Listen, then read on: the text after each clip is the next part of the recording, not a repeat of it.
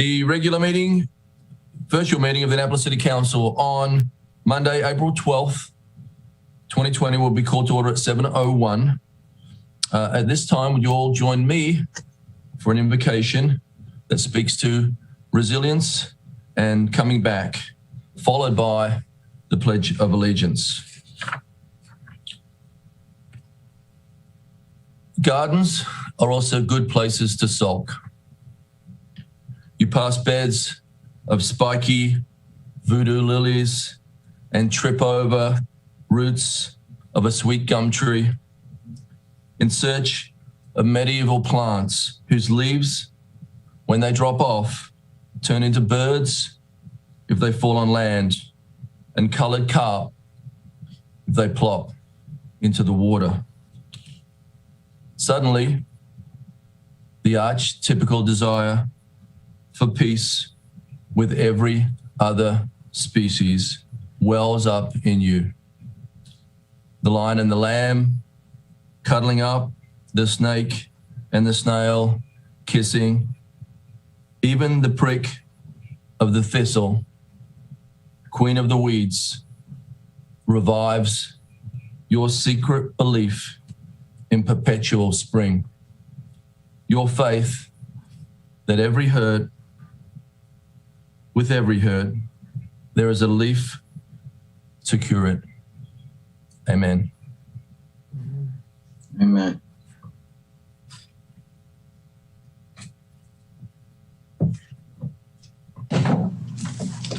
I pledge allegiance to the flag of the United States of America, to the republic for which it stands, one nation, under God, indivisible, with liberty, and justice.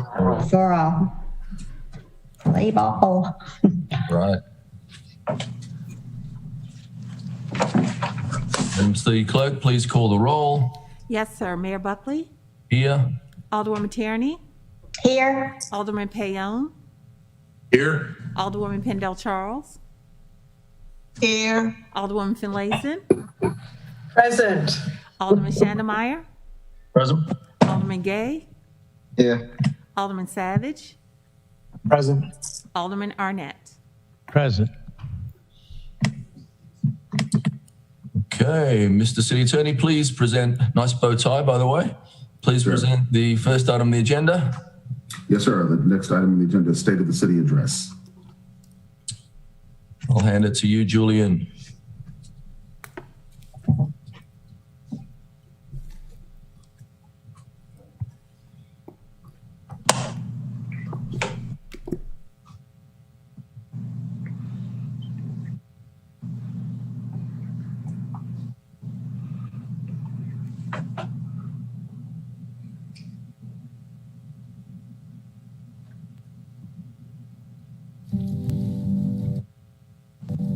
In Annapolis, the state of the city.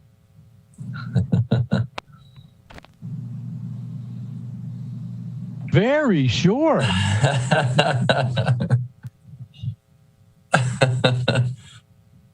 Julian has done an amazing job to keep us online for this long without too many glitches.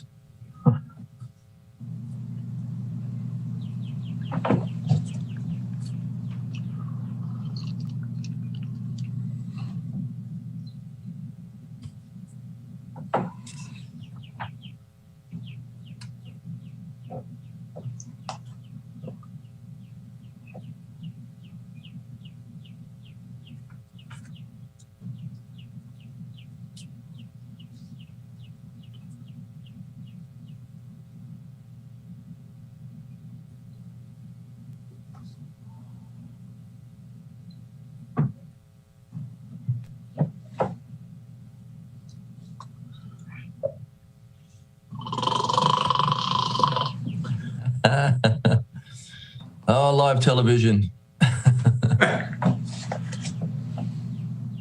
Luckily, only 5 people are watching.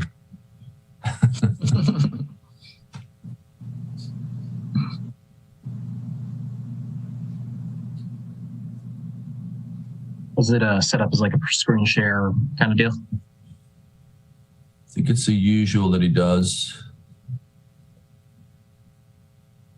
Does a great job.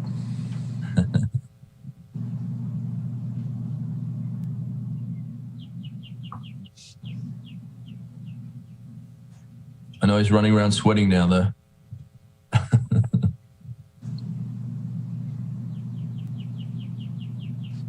Some bird out there that just won't cut it out right. I can hear that. Yeah, where's that coming from? It's so cool. Hello, birdie.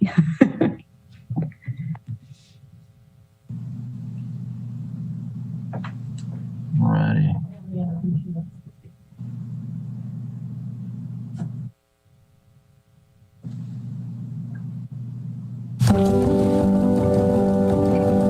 In Annapolis, the words that best describe the state of the city this year are resilient and poised for a comeback. What defined our city since the last budget presentation and the State of the City address was the COVID-19 pandemic, with a main focus on public health overriding all of our decisions. We focused our efforts on getting ourselves informed and keeping residents informed. When the state of emergency was initially declared, we brought our health officer, Dr. Nilesh Kalyanaraman, in to help us understand what was happening. We wanted residents to be alert to the public health threats posed by the deadly virus known as COVID-19. As part of that process, we must thank our public safety team, Annapolis Police, Annapolis Fire, and the Office of Emergency Management for their work on the front lines of the pandemic. But we can't forget our Department of Public Works employees who kept clean water coming out of our city faucets and our sewer lines cleared. Our transit workers who brought health workers and grocery clerks to their jobs. The trash was picked up and construction permits issued. The city kept going, serving residents and businesses. We were all alarmed by the public health threat that COVID posed, but we all kept going.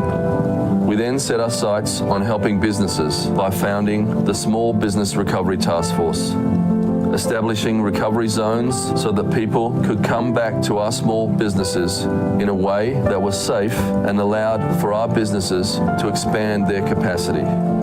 The Office of Economic Development hosted seminars for grants and one-on-one consultations for businesses. They created a small business hub and continued to welcome new business to the city with official ribbon-cutting ceremonies. Through our work with the Take Care team, we inform residents about the public health crisis and put a lens on health equity in the African American community and Hispanic communities. Meanwhile, residents sought out ways to keep themselves entertained. Our city parks were more utilized than ever before. Parents explored camp offerings through recreation and parks. Our One Annapolis team and the Annapolis Police Department so that their children could have a safe and fun learning diversion. Along the way, those Annapolis kids learned to paddleboard, fly a drone, to program a computer, to sail on the Chesapeake Bay, and much, much more. The creative elements in our community work on murals showcased the city's ongoing commitment to the arts and to public art. As the year wore on, we continued to take on the public health crisis, converting our Pip Moyer Rec Center and places like the Annapolis Police Department and area churches into COVID testing sites. We all learned to master video or virtual meetings, and residents got used to new processes and ways to do business with our city government. We were proud to cut ribbons on a brand new $4 million Kenneth R. Dunn Municipal Pool at Truxton Park to start the rebuild of Newtown, to take the next steps towards the rebuild of Hillman Garage and City Dock, and prepare to construct a new home for our public works, to see the new tennis and pickleball courts in play, all the while continuing to meet our accelerated goals to repave miles and miles of roads and resurface miles of our city sidewalks. Our next step is to ensure the continued public health by helping our residents get vaccinated.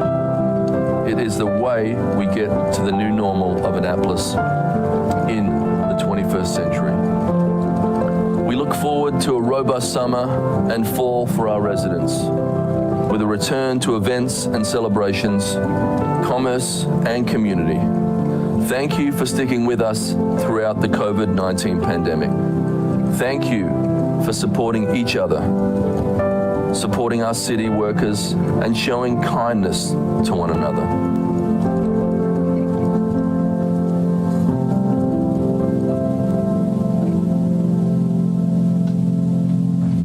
You guys could give yourself a round of applause.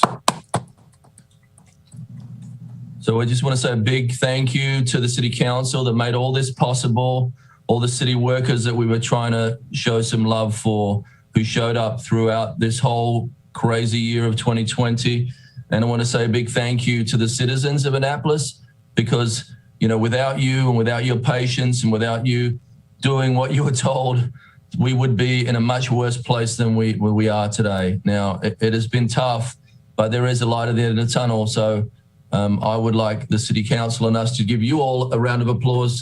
Thank you, Annapolis. Okay. Mr. City Attorney, please present the next item on the agenda. Yes, sir. It's the approval of the agenda. This time I entertain a motion to approve the agenda. So moved. We get a second. Second.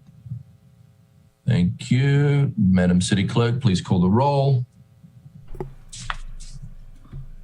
Yes, sir. Mayor Buckley, Yes? Alderman Savage, Aye. Alderman Arnett, Aye. Alderwoman Tierney, Aye. Alderman Payon, Aye. Alderwoman Pendle Charles, Aye. Alderwoman Finlayson, Aye. Alderman Schneidermeyer, Aye. and Alderman Gay.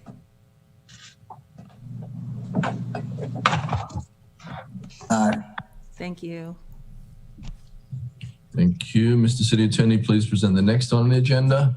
Yes, sir. The next item is ID 6121-6121, City Council citation for Anne Arundel County Community Action Agency Incorporated. If you could bring up Dr. Farley, Roxanne McGowan, Julie Snyder. I think this is you, Sheila, right? I don't No, it's me, Mr. Mayor. Oh, sorry. Sorry, Rhonda. That's all right. That's all right. That's all right. Good evening, everyone. About a month ago, Ms. Snyder came to me and requested that we recognize, as we always do, our many agencies and nonprofits within our city and county who service us. And one of them is very important to our community, is the Anne Arundel County Community Action Agency Incorporated. And this evening, they will be getting a council citation, which reads as follows. On behalf of the residents of the city of Annapolis, we're pleased to confer upon you the City Council citation in grateful and heartfelt recognition and appreciation for your outstanding service for 55 years. Truly a benchmark in history, you have been our anti-poverty agency to Anne Arundel County, as well as serving the Annapolis area. The Community Action Agency has served thousands of city residents seeking to live vibrant and independent lives. We commend your agency for continuously providing excellent service to our community. Keep up the great work, keep the faith, and Godspeed. Given under our hands in the Great Seal of the City of Annapolis, this 12th day of April, 2021, signed by our mayor and every member of our Annapolis City Council. We can give them a round of applause. All right. And as a bonus this evening, Dr. Fairley, I'm uncertain as whether or not you can hear me. We can hear Can you you. hear me? yes, we can Okay. hear you.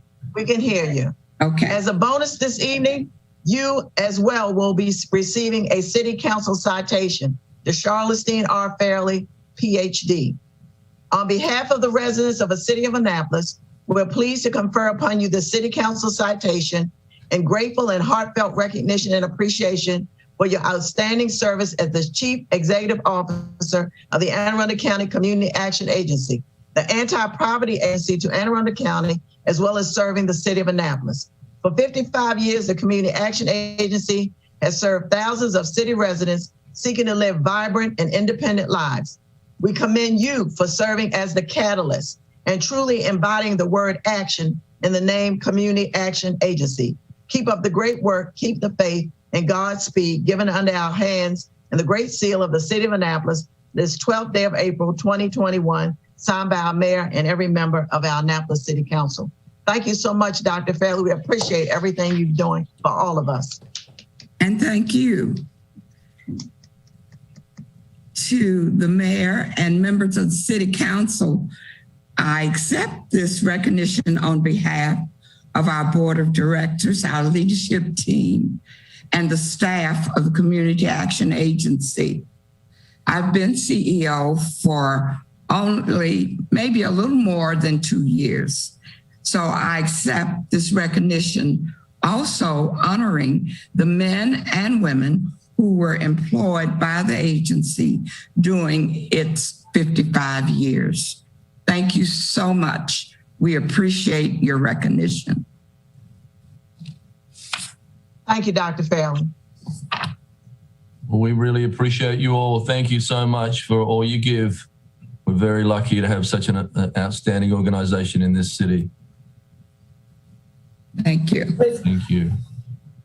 Mr. Mayor, may I make a comment? Sorry, Alderman Finlayson had a hand up, sorry. Yes, I did. I would like to extend a personal thank you to Dr. Fairley and her team.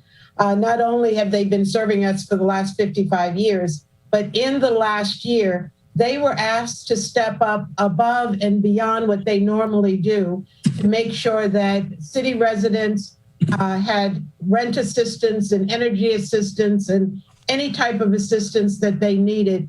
Like I said, that went beyond the scope of what they normally do. I believe they had to increase their staff so they could help our residents. So, can't thank you enough. You guys continue to do awesome work.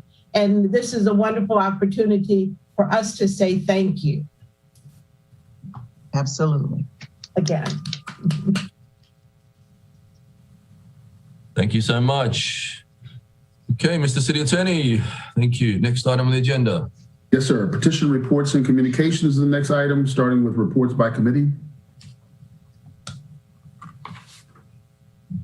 My report was recorded, so I'm good. Alderman Gay. Thanks. At our next meeting of the Housing and Human Welfare Committee, we will hear from the city manager, and because we didn't have a chance to do it at the last meeting, and other department heads as it relates to the ongoing opioid issue in the city. And that's all. Thank you. Alderman Savage and Alderman Arnett. Thank you, Mr. Mayor. Yeah, just wanted to let people know our next Environmental Matters Committee meeting is Wednesday, April 21st, 3 p.m. And we will be discussing the comp plan's environmental goals with the plan and zoning staff. So we're looking forward to that and welcome anybody else who would like to attend. Thank you. Alderman Arnett. The Finance Committee was going to have a report, but we couldn't find the right background music. I can help you with that. Alderman Schandelmeyer, and then Thank you, Mr. Mayor. Economic Matters will not be meeting this Wednesday. Thank you. Alderman Pindell Charles and Alderman Tierney. Thank you, Mr. Mayor. The Public Safety Committee met on Monday, April the 5th. We had a very robust discussion concerning some spotlight items as well as Did You Know? And we also initially had a joint meeting, Rules in City Government, where the presentation on entrepreneurial opportunities in emerging markets, cannabis legal, Professor Shad Ewarts, Community College of Anne Arundel Community College presented at that time. The next meeting of the Public Safety Standing Committee will be held on Monday, May the 3rd at 4 p.m. Thank you. Thank you. Alderman Tierney. Oh, thank you, Mr. Mayor. The Transportation Committee will be meeting May 13th at 6 p.m. And unfortunately, I think for the first time without Director Gordon. We'll miss him. Thank you. Alderman Payon. Thank you, Mr. Mayor. The audit committee will be meeting next Monday, the 19th. It will be a virtual meeting. It will commence at 8 o'clock and should be over by 9:30. I certainly welcome any public participation. We will have a speaker. I'm not sure who that is yet, but I hope to finalize that with the city manager tomorrow. Thank you. Thank you all. Mr. City Attorney, please present the next item on the agenda. Yes, sir. The next item on the agenda is comments by the general public. Okay, today we have written testimony from Clifton and Juanita at 17 Hicks Avenue, Annapolis, Maryland. Gabrielle Malka, 113 Academy Street, Annapolis, Maryland.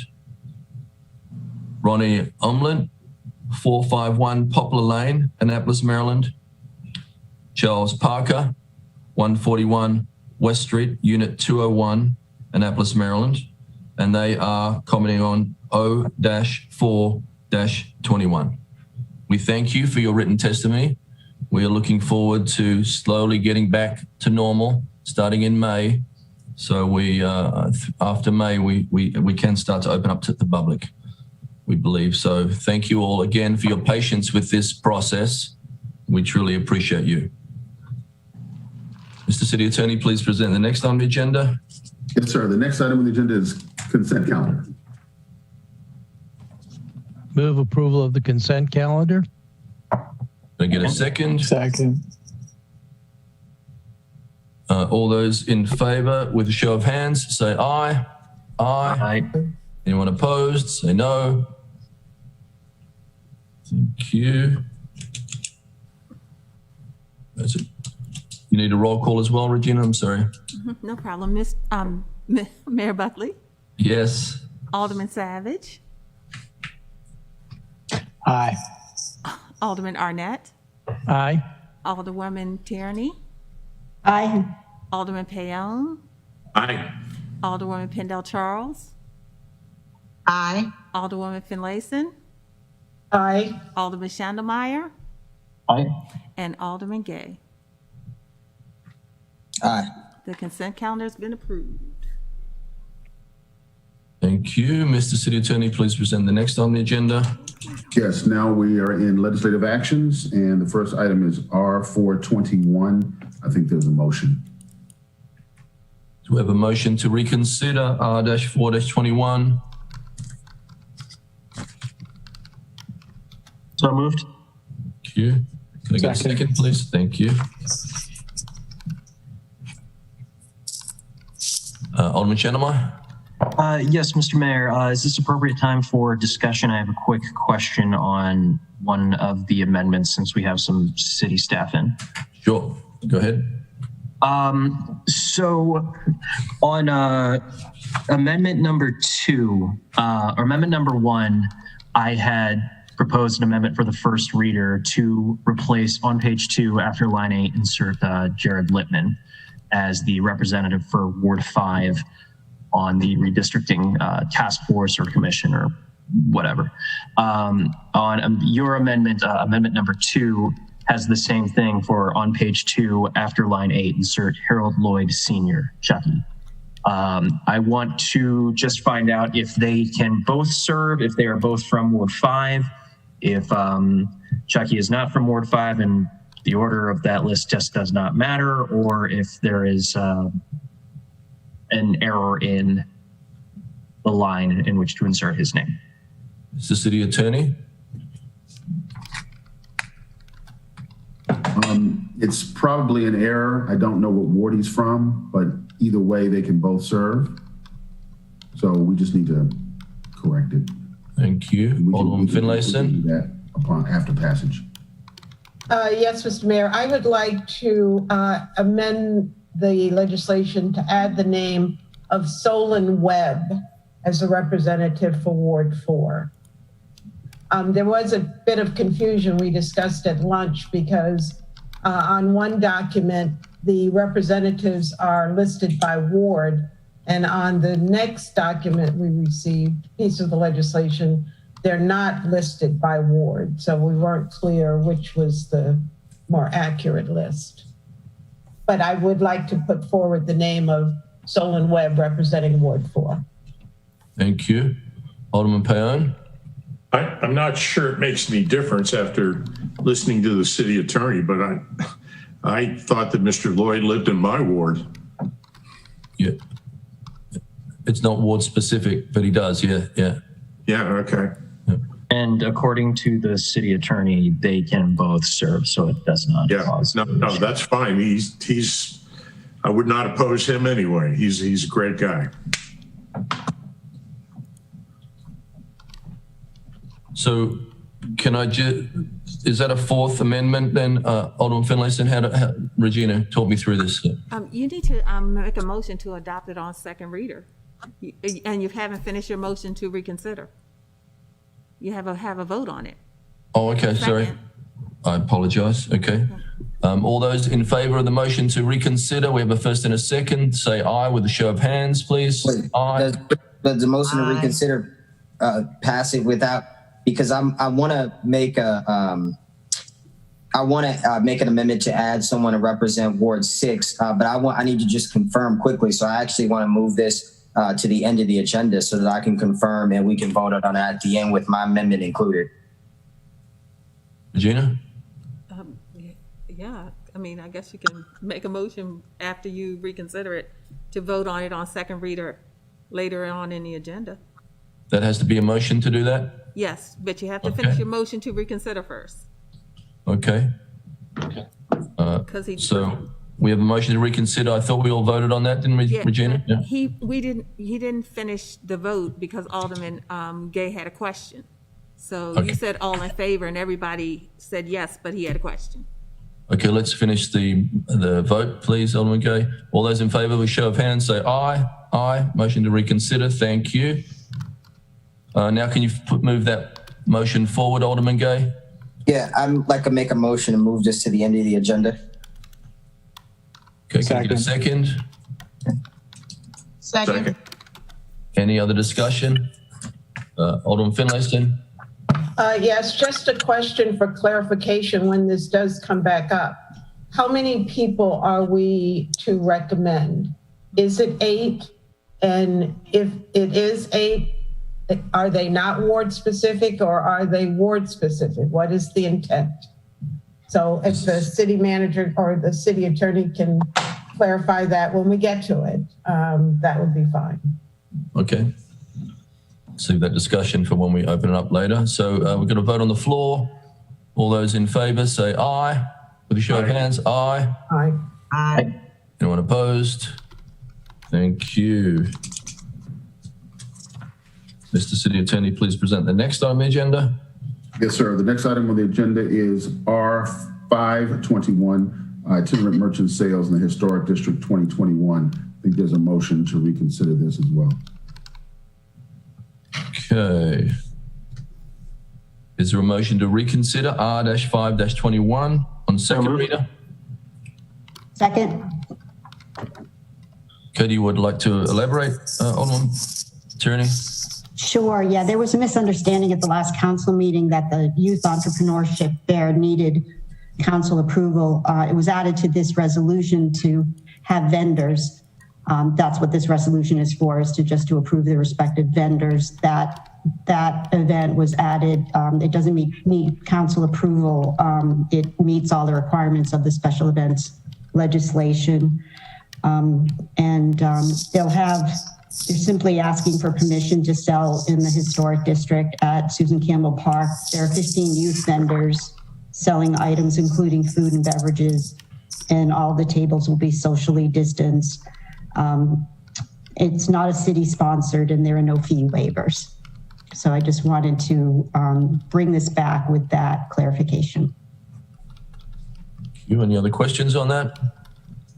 Alderman Arnett?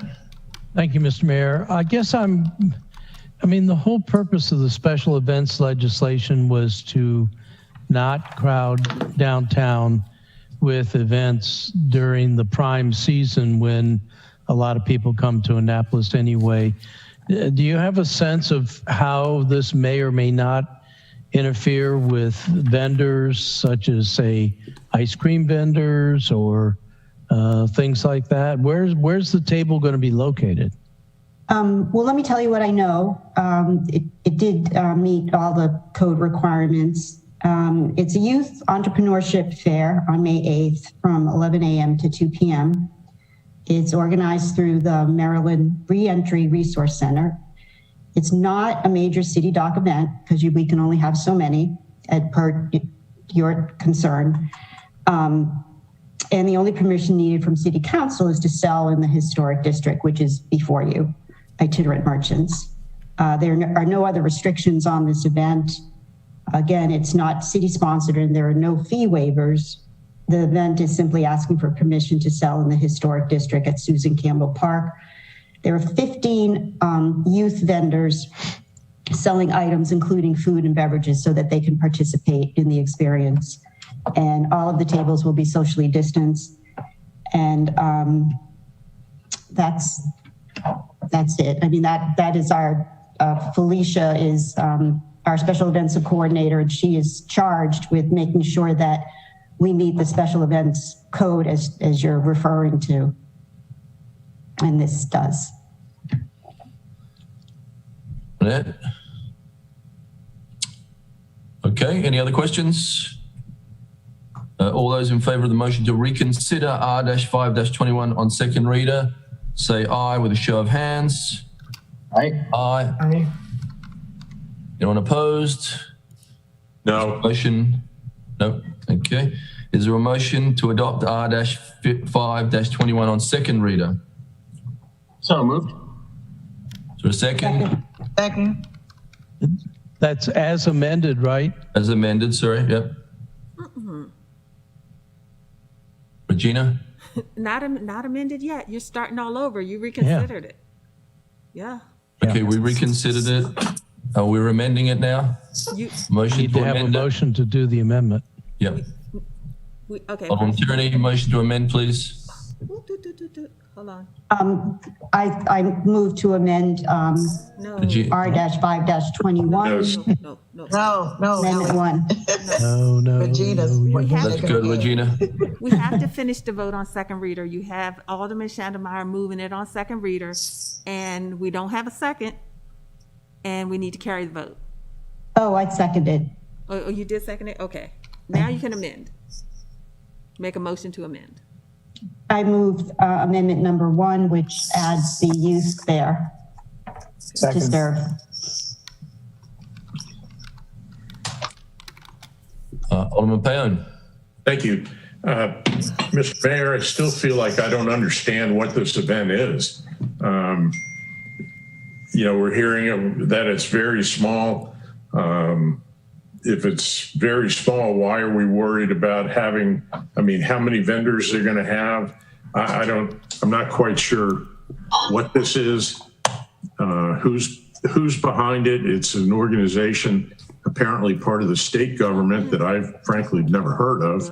Can we talk about that for a moment? I don't need any lengthy dissertation, but that's why I voted against it, because I don't really know what this event is. We've never had it before, and the explanation is not very detailed, to be honest. Alderman Tierney, can you repeat that again? I'll tell you what I know. Again, I just want to clarify that what is before you is for the event to have to sell food. Right. So we're not voting on the event. We're voting Correct. whether to let them sell the event. Correct. Got it. So I'm just going back to my background email. The woman that came to us, you may know, and I'm sorry, I'm multitasking here. Ellie, I believe this is Vanessa Brown's organization, correct? Thank you. Yeah, it's Vanessa Brown's organization. Vanessa Bright. Vanessa Bright. Right, that's what, yeah. Madam Chairwoman, I don't need any further explanation. I'm good.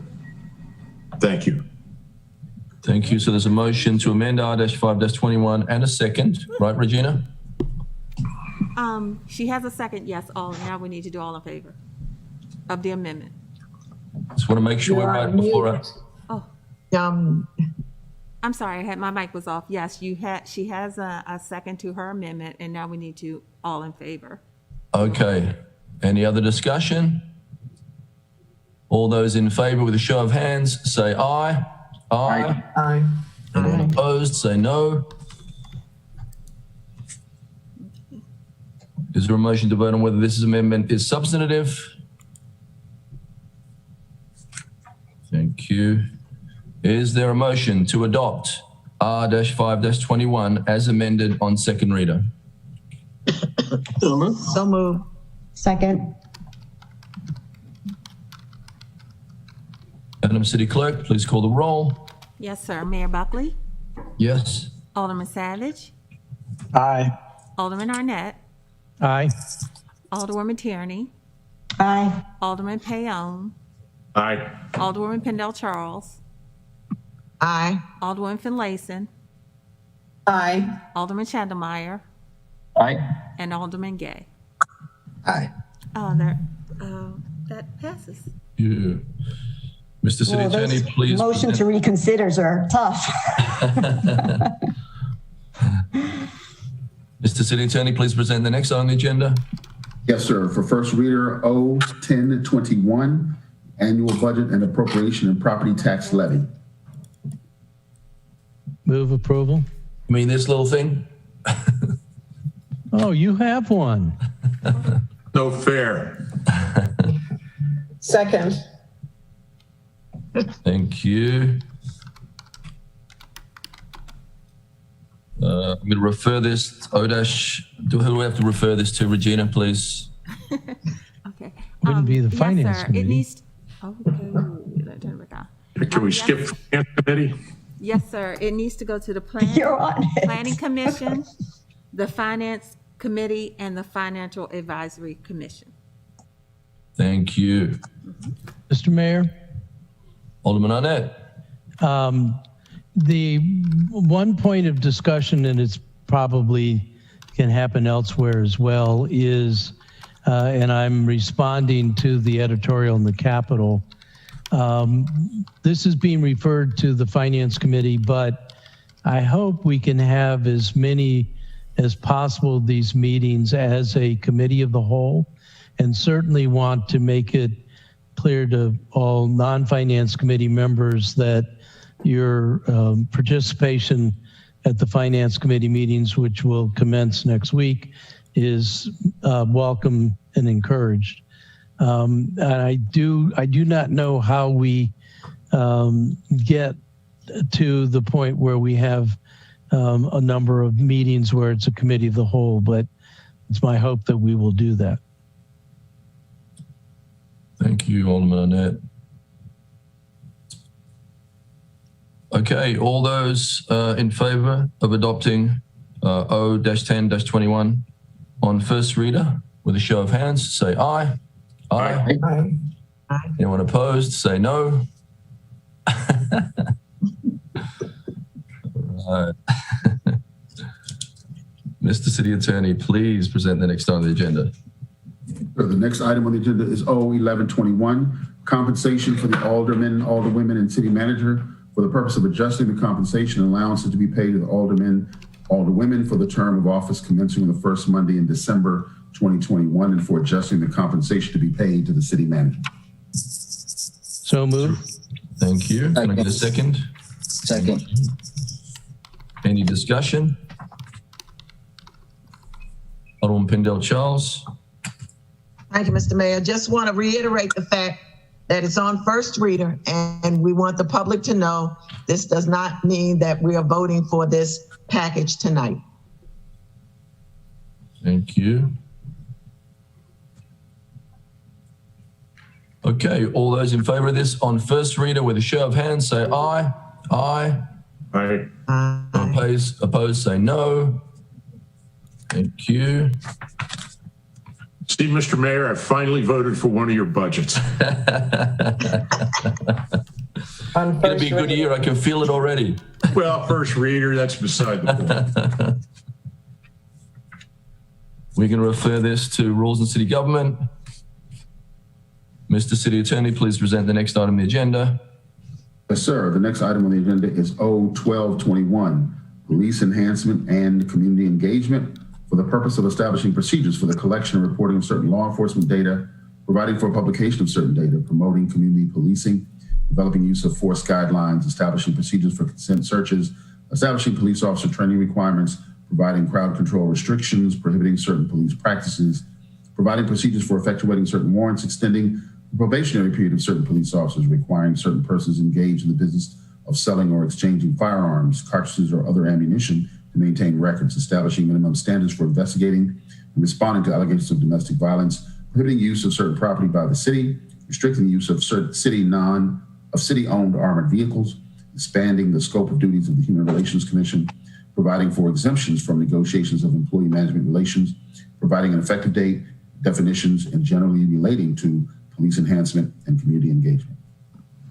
Thank you. Is there a motion to adopt O-12-21 on first reader?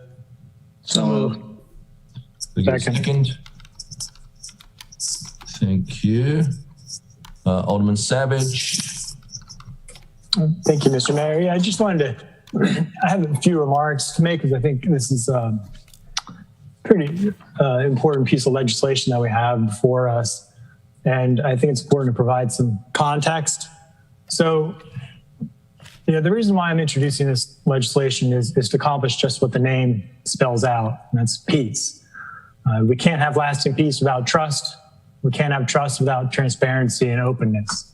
This legislation seeks to build that transparency, that trust, and that peace. This legislation does not attack the police, nor does it defund them. Now, while we do overall have a very high quality police department with top tier officers, it would be foolish to think that we are somehow insulated from the tragedies we've seen unfold nationally to George Floyd, Breonna Taylor, and too many others. The shooting at the Capitol proves that we are not so insulated from such national tragedies. We need to do something to ensure that those tragedies don't happen here locally. And building that trust, building peace is the best way for us to do that. This also is not a radical piece of legislation. Rather than reinvent the wheel, I looked at neighboring jurisdictions such as Washington, D.C. and Montgomery County. I looked at the NAACP and the ACLU for best practices. I read through the county's gun violence task force recommendations to see what we could include from that. So this is pulling together the best reforms that I could find and creating some of our own from the co-sponsors. And this also is not rushed. For those who may not be aware, I spent probably nearly 8 months working on this legislation, researching other jurisdictions, speaking to experts in the community. And about 3 of those 8 months were spent working with the law office, hearing their concerns and making appropriate adjustments. 6 out of those 8 months were spent in deliberation with some of the co-sponsors to make the legislation even better. And I really tried to make an attempt to send it to every single council member, even starting back in October when this was first put together. And then I sent it again, the near final draft, about a month or so ago. And I did send it to the chief about 3 weeks ago. So I've tried to be really open with all of this. So I also want to comment because I know there were some thoughts about having a request to have a work session before introduction. And I just wanted to explain a bit in terms of what myself and I think the co-sponsors were thinking in terms of not pushing for that. I think, and the work session was a request to have a council work session with the police department. And I think that's a good idea. I definitely do want to do this, but at the appropriate time. And I don't want to delay introduction of this to hold such a workshop or work session, as doing so would result in more changes. And or my computer's having a fit here.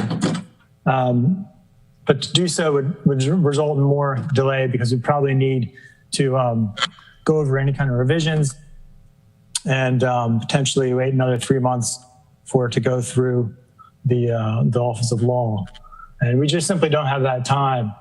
And moreover, I think given that the entire premise of the legislation is building trust with the public, we need to start the public process now, which means getting it introduced, and then that'll be our opportunity to invite the invite the public to the table. Because sitting down with the chief prior to introduction, I think would work against that since the public's voice would have been excluded. I think it's really important to have the public be a part of that discussion. And so by introducing this legislation first, I think this is going to allow us to do just that, to allow the public to be at the table. So people have also brought up in terms of the state, why are we doing this now? The state's passed their Police Reform Act. And that also, I think, goes back to trust. We need to take a stand locally to support the same reforms. I think we need to raise our voices and show our constituents that we truly believe we want to build that trust and that peace, and show them that it's us taking action, not simply us complying with the state requirements. Additionally, this legislation would implement quite a bit more than the state bill addresses. And we will, for certain, need to analyze the state legislation and see where we need to make changes, but also where we can take things perhaps even a step further. And I think that can be easily accomplished through amendments. I think we also need to exercise our council powers. We are granted the authority in the charter to, quote, enact all laws necessary for the proper functioning of the government of the city and for enforcement of these laws. And so if passing laws that create standards and minimums for how our law enforcement agency operates is not ensuring proper functioning of government, I don't know what is. The sacrifices that must be made to build trust, each side needs to give. Yes, I think the police may lose some flexibility in terms of being able to adjust their general orders quickly, but what they gain by coming to the council and the public when they make any changes to the standards we lay out is trust. And if the goal is truly to improve that trust, we need to make sacrifices to get to that point. So, we can't just go another day without taking steps to build this trust.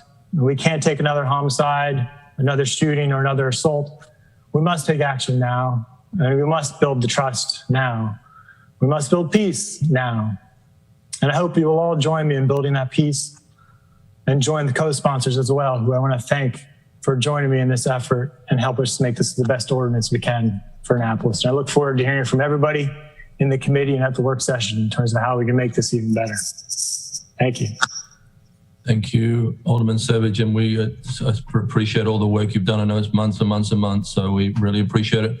Now, we're not going to be litigating this now, but I'd like, so it's on first reader, Alderman Pindell Charles. Yeah. Thank you, Mr. Mayor. Thank you, Alderman Savage. I'd be remiss and disrespectful if I did, even tonight, vote for this very robust piece of legislation. My vote is going to be abstention. I need to hear from the police department to get their take on this, because it is a large piece of legislation. And I know a little bit of something about police, but like I've said before, I've never been a police officer. So I need to hear from them. So tonight on first reader, my vote will be an abstention, just out of respect for being public safety chair and working with the police department. Thank you so much. Thank you, Alderman Finlayson. Yes, thank you, Mr. Mayor. And thank you, Alderman Savage, for this, as Alderwoman Pindell Charles called it, a robust piece of legislation. I propose officially that we have a work session prior to this legislation going before committees. If you look at the legislation, it's slated to go to 4 different committees. 4 different committees that will be hearing from the state and their legislation that has already been passed into law, and I believe it's veto proof, to hear from the law department, who can tell us about the legal ramifications. First of all, I want to be clear, I don't think there's a person here who wouldn't agree that we do need some legislation. And I would like for us to go through it in a very open fashion. Having a work session brings everyone to the table and gives the entire council an opportunity to ask questions, and equally as important, to hear the thoughts of others around the table. So, Mr. Mayor, I would make an official request that before, and I know Ms. Eldridge has her hand up, so she's going to tell me I'm out of order. But whatever we need to do, I would like for us to have a work session so that when we go into committees, we will have all of the most up-to-date data. Regina, sorry. The city manager asked me to schedule a special work session for April the 22nd. So, Great minds. What so can we the say? agenda will be coming out after your April the 15th work session. And that won't affect the timeline for Alderman Savage, will it? Well, I mean, that worked, but I was hoping we'd get at least one opportunity for the public to have a public hearing, because I think that'll be important to factor into even the work session. So I don't know if there's anything that week after, because that would allow us to have a public hearing on the It'll have a public hearing. 26th. Yeah. Mr. Mayor, I think it would be beneficial for the community to have all of the information when they come to speak in when they have an opportunity to speak. I don't think all of the information is presented at this point.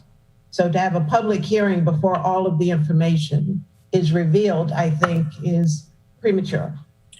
Well, I was originally thinking I'd request to have this open for 2 public hearings. So if we have a public hearing on the 26th, and then we could have a work session that week, we could have another public hearing in the 1st of May. That would allow at least the public to get a chance to chime in even before the first work session, and then after the work session. But I'm just cautious about, I just want to make sure the public has a chance to be heard on this before we go through it all with the police. Mr. City Manager, and then I'll go to Alderman Pound. Yeah, I was just going to say that we're not stuck on the 22nd. If the 29th works better, that's open as well. I think it may take more than one work session to get through all of the material that we need to get through. So that's just something else to keep in mind. But yeah, it doesn't have to be on the 22nd. Can we schedule it on both, Mr. City Manager, or are we too jammed up? No, I think both of those dates are open. So the last Thursday of April is open. Regina, you can help me with this. And I think the first Thursday in May is also open. Is that right? I'd like it before the Public Safety Committee meeting on the 3rd of May. Yeah, the first one would be on the 29th under this proposal. Okay, but if we do it the 22nd and the 29th, at least we'll have 2 before the Public Safety Committee meeting on the 3rd. That would be my request. So we're just going to schedule them both in now. We need to make some adjustments. We will communicate that. Mr. City Manager, does that work? Yes, sir. Alderman Pound? Thank you. I would appreciate it being put on the 29th, not the 22nd. I'm going to be out of town, and I think I have some contributions to make to this. And I would like to be present when we cover it. Well, it's going to be on two times, Alderman Pound. So I'll be missing one? Yeah. Why don't we do the 29th and then the first week in May? I don't get it. I think the thought was it's going to take a few work sessions. It's going to 4 different committees. So there definitely is going to be a lot of time for input. Well, that's 2. The same difference. I mean, what difference does it make if it's the 29th and the 5th of May? Or 6th of May, whatever. I'd like it before, Alderman Payon, I would like it both sessions before the Public Safety Committee meeting on the 3rd. I think we could benefit from that. I don't think you have to have both of them before then. Well, there's a lot That's of just my debate on preference, Mr. Chair. that. Regina? Alderwoman Pendell Charles, your committee meeting on May the 3rd, this legislation wouldn't be ready for your committee at that time because if Alderman Savage wanted the public hearing to stay open for 2, it wouldn't come to your committee until those public hearings close. Okay, thank you for that information. Appreciate it. You're welcome. Okay, that'll work. Okay. We're going to vote now on first reader. Again, we appreciate everyone's efforts in this, and this city has been on the forefront, I believe, of reform, and we have a motivated council to make sure that that happens. So thank you all. With a show of hands, all those in favor say aye. Aye. Aye. Anyone opposed, say no. Is this the vote for our first reader? First reader, yes. Abstain. Abstain. Got you. Alderman Pendell Charles, thank you. So we're referring this to Human Relations Commission, Economic Matters, Public Safety Committee, Rules and City Government Committee. Thank you. And I'd like to add, because there are no older people on human relations. I'd like to add House and Human Welfare. Sure.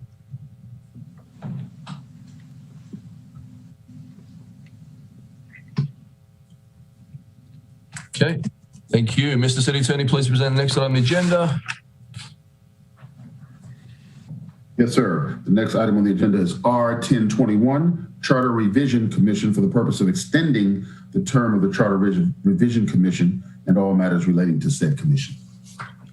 Is there a motion to adopt R-10-21 on first reader?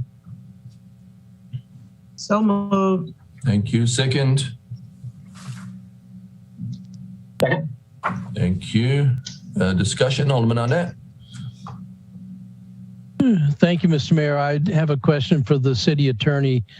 With this extension, it seems to me that it is virtually impossible for any legislative action in response to the recommendations from the Charter Commission to happen in this term. Am I correct in that assumption? It would be unlikely, yeah, right, because you have until July to pass any or put forth any legislation. So it probably would not make it by deadline. So I just want my colleagues on the council to be aware that by granting this extension, it's unlikely this body, it may be many of us, but this body will have any say on the recommendations from the commission. Thank you. Alderman Attorney. Yeah, I just wanted to call attention that I believe there's a typo in the staff report, Mr. Jarrell. Instead of, I believe you meant to say 2021 instead of 2010. Correct. I just noticed that myself. So yeah. So September 13th, 2021. Thank you. Back to the future. Alderman Gay. Yeah, thanks. If the under the exchange of the Senate wishes to extend the term of the Temporary Advisory Commission to September the 13th, 2021, we'd still be in office then, Ross. So wouldn't the findings be? I'm not understanding what the point So you're. The process is they will give us a report. From that report, if they're recommending changes, we would have to determine legislation, either charter amendments or ordinances in October, put that in on first reader in October. In November, poof, this council is gone. Regina, can you have some clarification, please? Regina? Were you not, you're shaking your head. What's the clarification? Okay, thank you. Alderman Gay? Sorry, Yeah, I wasn't. has the floor. Thank you. And so is that a traditional practice? So if 4 years ago, or I'm sorry, I'm not up to speed on when the commissions are traditionally formed. Whenever the last time the commission was formed, were the alder or the council members at that point, Regina, I'm sorry, Madam City Clerk, I see her.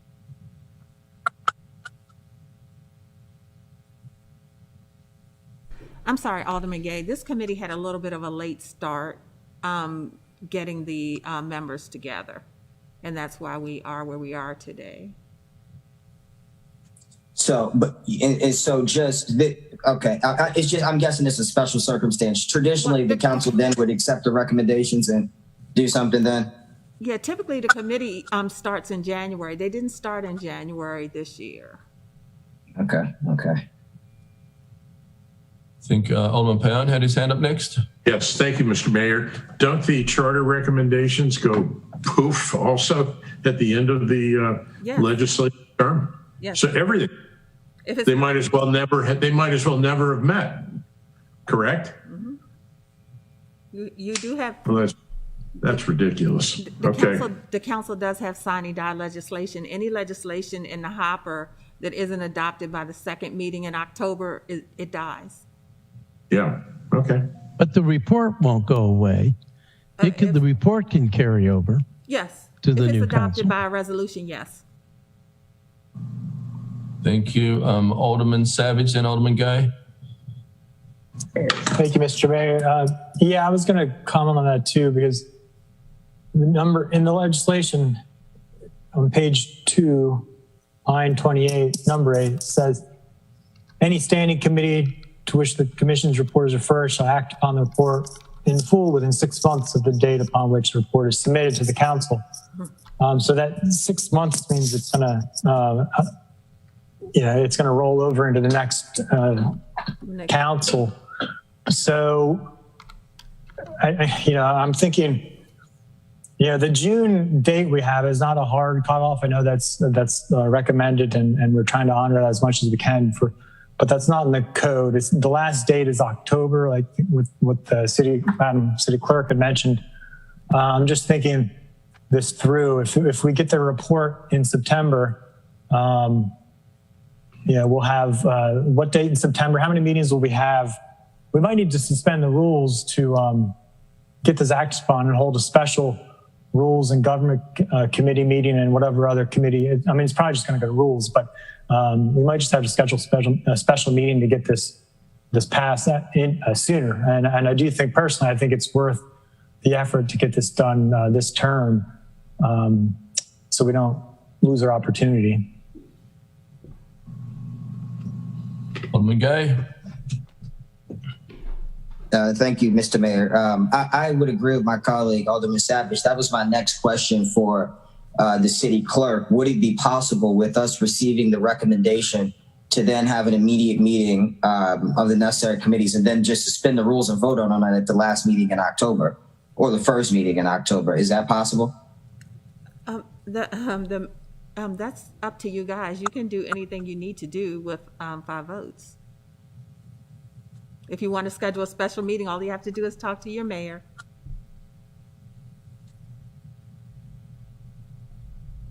We'll make it work. Alderman Finlayson. Thank you, Mr. Mayor. Could we request of the commission to give us a preliminary report so that we have some general idea of the direction in which they're going, so that we can begin to think about proposed legislation? I see Mr. Lyle's hand goes up. So, yes, yes, sir. I think they've only had one meeting so far, because the names, 2 meetings, that we got the names late, because it usually is established in January under the code. So because we didn't get started in January, I think they started in February, and they've had 2 meetings, February and March. So things are behind time. And if you want to expedite it, you may need to call them before you to expedite their work of the private citizens who are not being paid, who meet once a month, right? So you have to make sure that they know that you want them to hurry up and do something. Because right now they're going along with the schedule. that they set. So could we share with them the need to potentially expedite their schedule, or to ask them if they could give us an interim report, maybe in July, with the final report coming in September or something? Yes, the only thing I just need to figure out with you what might be the best way to get that to them. We could tell them in the Office of Law that that's the intent of the council, or maybe you could have them come before you at a meeting briefly or a work session to describe what they're doing. Madam City Clerk? Unfortunately for you, the liaison to the Charter Revision Commission is your own city council associate, who is on this meeting right now. So she can make sure that they are informed of your request. So could we make that request of Ms. Green to speak to them? I would hate to call them before the council. It's like, that's, and I see Chakia's waving. Yeah, so. we can get it done. All right, look at that. Just like that. So do you you want them to give you an update of where they are right now? Mm-hmm. Well, that might be helpful, but more importantly, would ask them if they could give us a preliminary report of their work, maybe midway, maybe in July, so that we will have some understanding of the direction in which they're going with their final report. Got it. Sounds good. Thank you. Thank you. Okay, there's a motion to adopt R-10-21 on first reader. We have a first and a second. All those in favor with a show of hands say aye. Aye. Not opposed, say no. Thank you. Mr. City Attorney, please present the next item on the agenda. Yes, sir. The next item on the agenda is R-1121, city-sponsored special events in fiscal year 2022 for the purpose of identifying city-sponsored special events and waiving certain related city fees during fiscal year 2022. Is there a motion to adopt R-11-21 on first reader? Moved. Second. Thank you. Any discussion? I think it's the same schedule. Alderman Arnett. Yes, Mr. Mayor, it may be premature because there's a lot of planning still in the works and probably won't be relevant till next year, but I would remind that we're talking about potentially having the uprigging of the tall ships in May, probably of next year, because we certainly couldn't do it this year. But I did want to make my colleagues on the council aware that I've been working on that project with Brian Callahan and in discussions with the mayor. We are planning to have 3 tall ships on the 4th of July, I hear. Will that be a special event though, or? I think it's paid for through someone else, I think. Through Maritime Museum, I think. Alderman Finlayson, sir? Yes. Should the Juneteenth celebration be on this list, or how does that work as a new event? Alderman Tierney? Yeah, I think we just need clarification on defining events. This is specifically city-sponsored special events, meaning that their fees are waived. So that's why Juneteenth isn't on this list.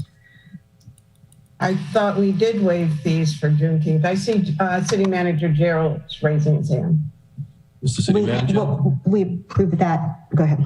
So we've already approved it for this year for Juneteenth, and we need to do a revision to the special events code section anyway. So the thought was when we revise it, we will add Juneteenth to this list of sponsored special events. Okay, I'm looking at the year. Yeah, it does. So, okay, thank you. Okay, thank you. All those in favor of R-11-21, with a show of hands, say aye. Aye. Aye.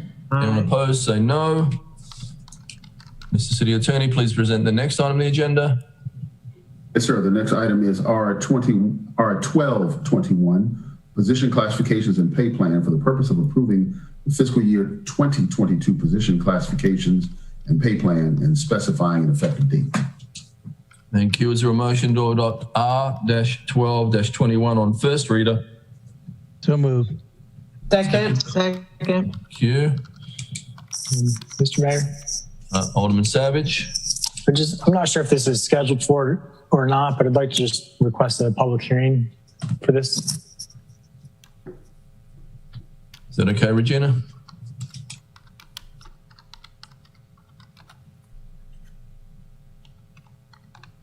Thank you.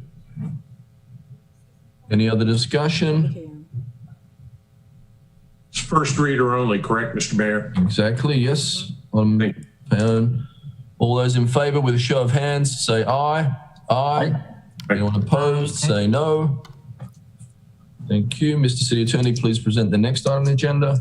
Yes, sir. The next item for first reader is R-1321, R-1321, fiscal year 2022 fees schedule for the purpose of specifying fees that will be charged for the use of city services for fiscal year 2022 and providing an effective date. So motion to adopt that. Thank you. Got to get a second. Second. Right. Any other discussion? Alderman Savage. I'd just like this to go for public hearing as well.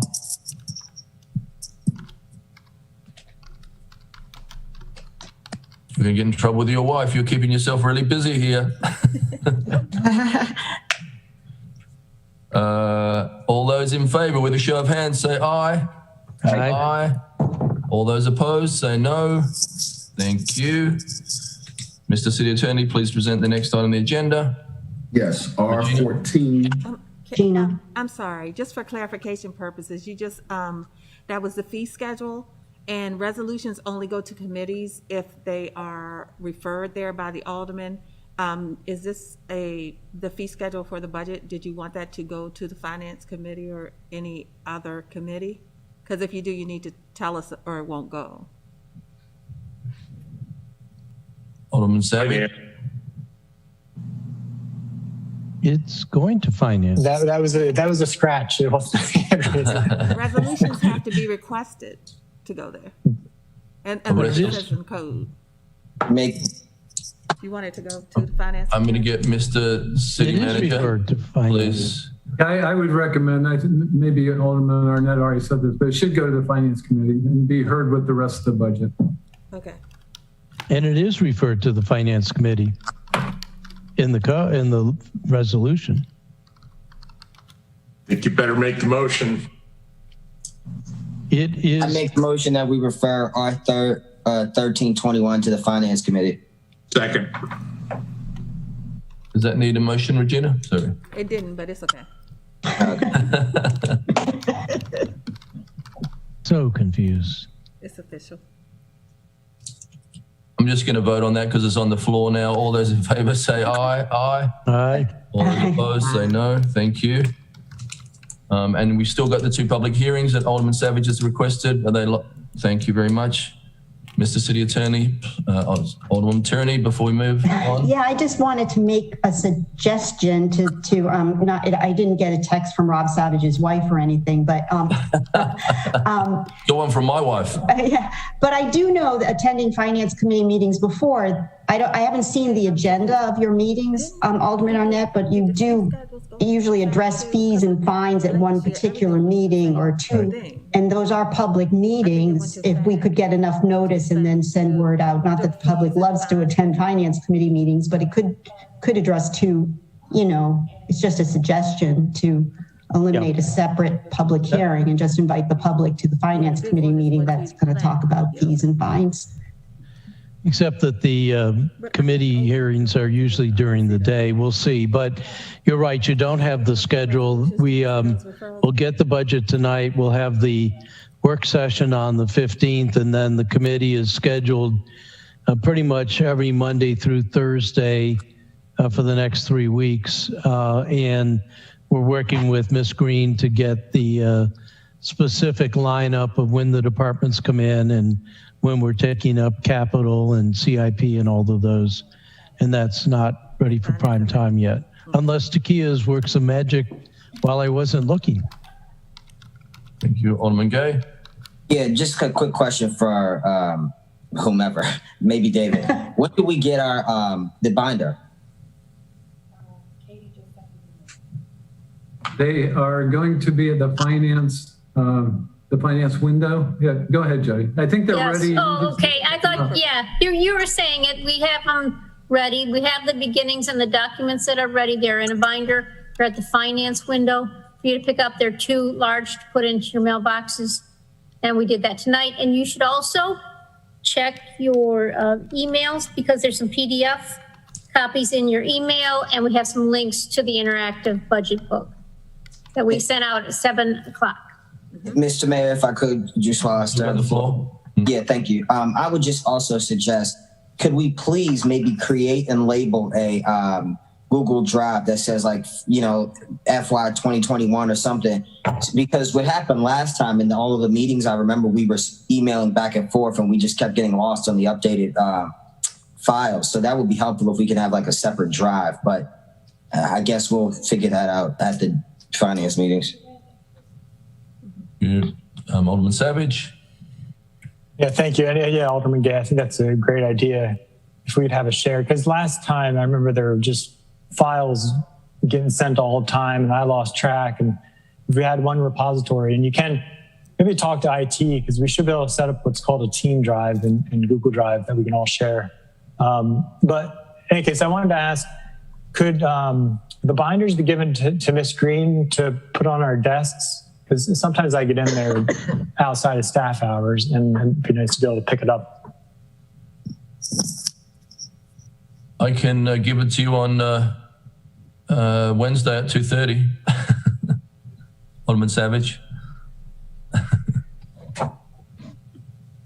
Let me know if you want me to do that. Okay, Mr. City Attorney, please present the next item on the agenda. Yes, sir. The next item on the agenda is R 1421, fiscal year 2022 fine schedule. So move. Thank you. And Can I get a second? Second. Okay. Think there's any discussion? All those in favor with a show of hands on first reader say aye. Aye. When opposed, say no. Thank you. Mr. City Attorney, please present the next item on the agenda. Yes, the next item is R 1521, short-term rental licenses, extension of moratorium. For the purpose of extending the moratorium on the issuance of new non-owner occupied short-term rental licenses in certain conservation residence districts. All right, I think I've got that different schedule in mind. Back.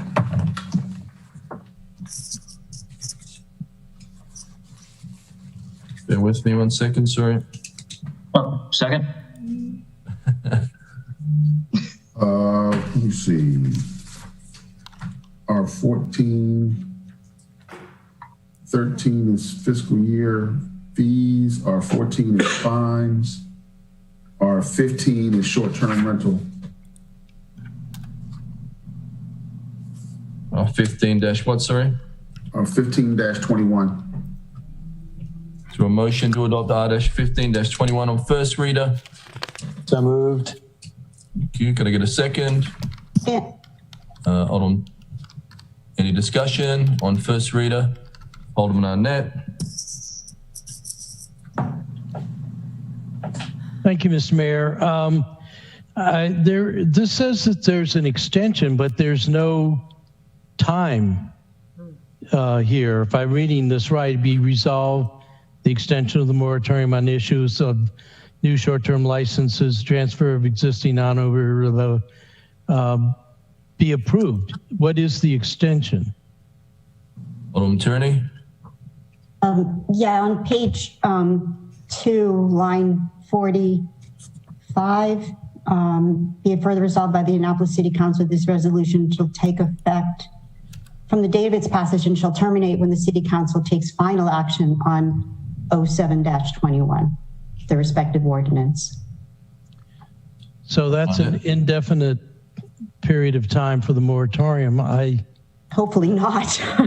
Well, it It's is in planning. indefinite. There's no specified, it says until such time. And what if we don't take action? Does that mean the moratorium is in perpetuum? Yep. I think that it has to Okay. have some kind of a specific time, Well- but I question why we're doing the moratorium anyway. The data clearly shows that the number of short-term rentals that would be affected by this is exceedingly small. The data shows that the number of short-term rentals has gone down, so there's no real urgency here. I don't understand why, and we have legislation that's being processed. I don't understand why we need to continue the moratorium at all. Alderman Savage had his hand up next. Well, I mean, I think we've already discussed the merit of the moratorium with the original resolution. I'd hate to relitigate that. This is just putting extending the date out until the final action. But maybe one possible amendment would just be line 46 at the end. We could tack on there. So it'll terminate when the city council takes final action on 07/21 or on July 31st, whichever comes first. I don't know if the primary sponsor would think that's a good idea or not. Yeah, I mean, I talked about this with Jacqueline Lee. I don't know, just to refresh your memories, I don't want to relitigate it, but when I introduced the moratorium, it went from 6 months, one year to 6 months and 3 months. So you gave me 3 months. The council politely gave me 3 months to work on the respective legislation. The respective legislation 07-21 is in planning this week. They asked for 2 hearings, I'm not sure why, and then it goes to rules and city government, and then it goes to the council. So one idea, I have an amendment drafted to just extend it another 30 days, just another 30 days to allow for that, legislation progress, or to Rob's point, either or, just so you're more comfortable with a definitive date. Let me go to Alderman Gay, and we'll come back to that. Alderman Gay? Yeah. Who requested that the planning commission add a second hearing? It's a good question. I'm not sure where that came from. I was going to ask this Thursday when they talk about it. See, that also happened to my legislation. And so in the future, that should be, we should be notified if someone's requesting to, add weeks onto the legislation. I mean, I've got Sally here from Planning and Zoning. Dr. Nash?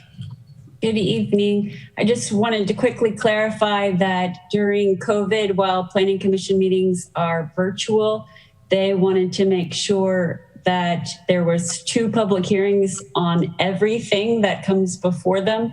That is so people can watch the presentations, and then if they have questions, they can ask them at before the next meeting. So it is with every application before them, but they're meeting every 2 weeks, so it shouldn't slow things down too much. Alderman Gay still has the floor, then Alderman Marnett. yeah, just a last quick comment. We are back in person on May, our first meeting in May, which should then put an end to the COVID regulations applied to public hearings. Should that not? Well, not all the members of all our boards and commissions have had a chance to be vaccinated, so I imagine that would not be true, but I will defer to David Jarrell on that. Yeah, because I mean, just thinking ahead, that could change literally. I mean, what if all of the members aren't vaccinated until next year? I mean, who knows what's going on in their each individual lives. So, I mean, we could be in this structure for months if I'm understanding it correctly. But that's just a discussion for another time.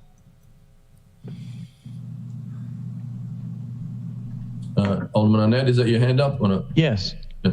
So I appreciate Alderwoman Tierney's suggestion of just 30 days, but I don't think that's enough. I mean, if we're going to have a moratorium, and there's a valid reason for the moratorium, and as you know, I didn't agree with it, I think I would be much more inclined to go with the amendment Alderman Savage had, which is July, end of July, beginning of July, another 3 months. 30 days is not really going to help you at all. Right. So I'm not sure I'm in favor of the moratorium, but if we're going to do it, let's make it certain, and let's make it reasonable length of time to get through the Planning Commission and get the legislation to the council. Can we introduce a floor amendment?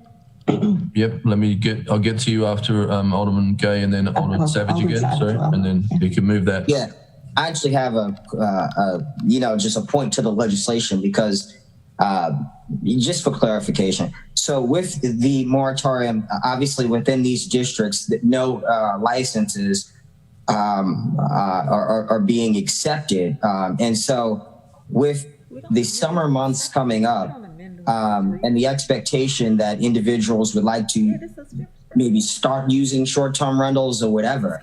I mean, how do you explain that to a property owner that they won't be able to get their license approved because of pending legislation?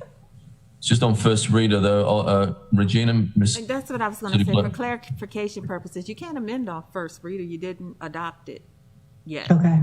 And another thing, for R1421. Okay, never mind. Takia answered my question. Thank you. Okay. Thank you. Alderman Savage. What about so? Thank you, Mr. Mayor. Yeah, I was just going to make a floor amendment, which would be that on page 2, line 46, after O-7-21, insert a quote, or on July 31st, 2021, whichever date is earlier. Point of order, I think Regina just said you can't amend on first reader. You just introduced. Yeah, that's right. Oh, I'm sorry. Oh, I thought you said you could, Regina. You can't amend on first reader? Okay. Okay. I'll withdraw that motion.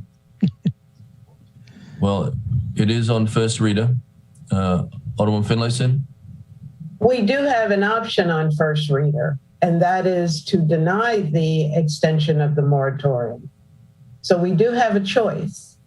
We extended or allowed the moratoriums for 3 months. And I really haven't heard why that was not sufficient, other than the Planning Commission. But I have not heard why that was not sufficient by the sponsor. So what would make us believe that another 3 months is going to have any different impact? Or another month or whatever we've been talking about. Actually, we can't talk about any of it, but so that's I'd just like to hear from the sponsor, but that's our other option. Okay, Alderman Tierney. Sure, yeah, I'm just trying to be logical that the moratorium was approved, and the discussion from the council meeting where it was approved, it was understood that I would write legislation to address this distilled problem on non-owner occupied dwellings. And it's expiring soon, and the legislation is still in process. So the gentleman's agreement, if you will, from the council meeting was that the moratorium would be sufficient for me to have legislation written and before the council. And I ran out of time because of where it is right now. So I'm just asking for that extension. Okay. Alderman Annette, and then Alderman Gay. I guess that's part of my mystification. It is written, it is submitted. It seems like mission accomplished. The reason for the moratorium was to get time to do the research and get a ordinance drafted, and that has been done. Alderman Gay. I just would, I don't think that I would vote to extend the moratorium at this time, just out of concern, honestly, for the individual property owners who may have expectations to, like I said, rent or whatever this summer. I do look forward to having the legislation, before us once it's out of the planning commission. And just because I'm trying to understand your point, I really am, with this legislation and the concern of your constituents. But I just don't think extending the moratorium is the best decision right now. But I do look forward to hearing the legislation. Well, first, let me clarify. I think from what you're saying, Alderman Gay, again, this just addresses the properties that are sort of investment properties. There's no owner that lives there. All the other short-term rentals, all of them are not affected by this. The people that have short-term rentals in their home, Airbnbs in their home, the people that are the objective of the legislation is to not affect existing licenses. They're grandfathered. Is to introduce a fair process for these applications. From the council meeting where this was introduced, and we had testimony from companies, I guess, or investors, I don't know what you want to call them, you saw that there is an urgency to get these licenses. So if the moratorium is lifted, it defeats the objective of the legislation, and I may as well rip it up. So I'm asking the council to oblige me another 30 days or whatever to get the legislation to you.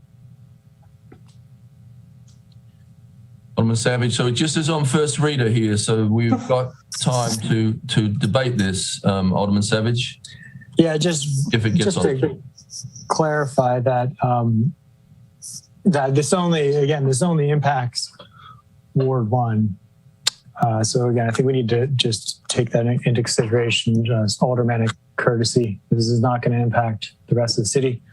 And this gives the alderwoman more time to put together something. And I think the same logic stands if you approve the moratorium with the original legislation.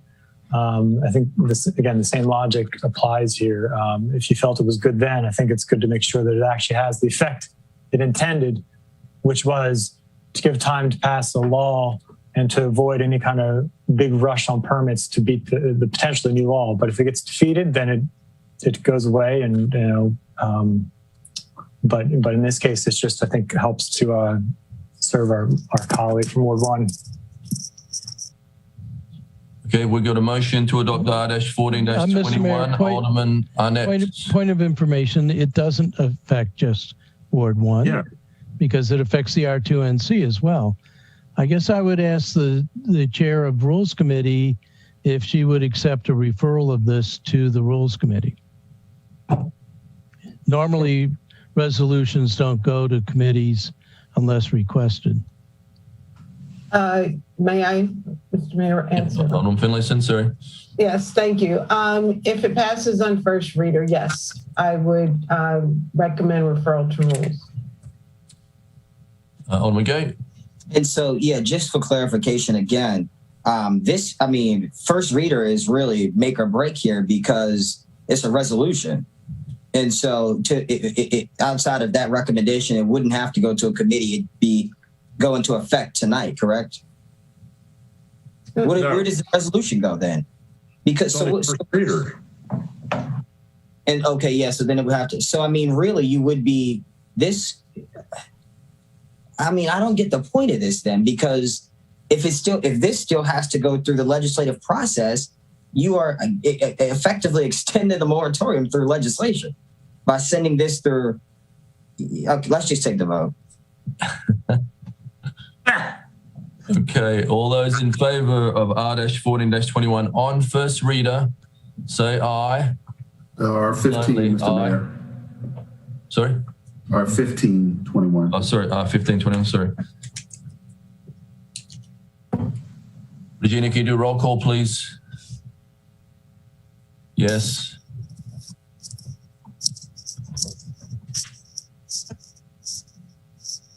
Aye. Savage? Alderman Arnett? No. Alderman Materny? Aye. Alderman Payon, Aye. Alderman Pendle Charles, Abstain for the reasons given back in January.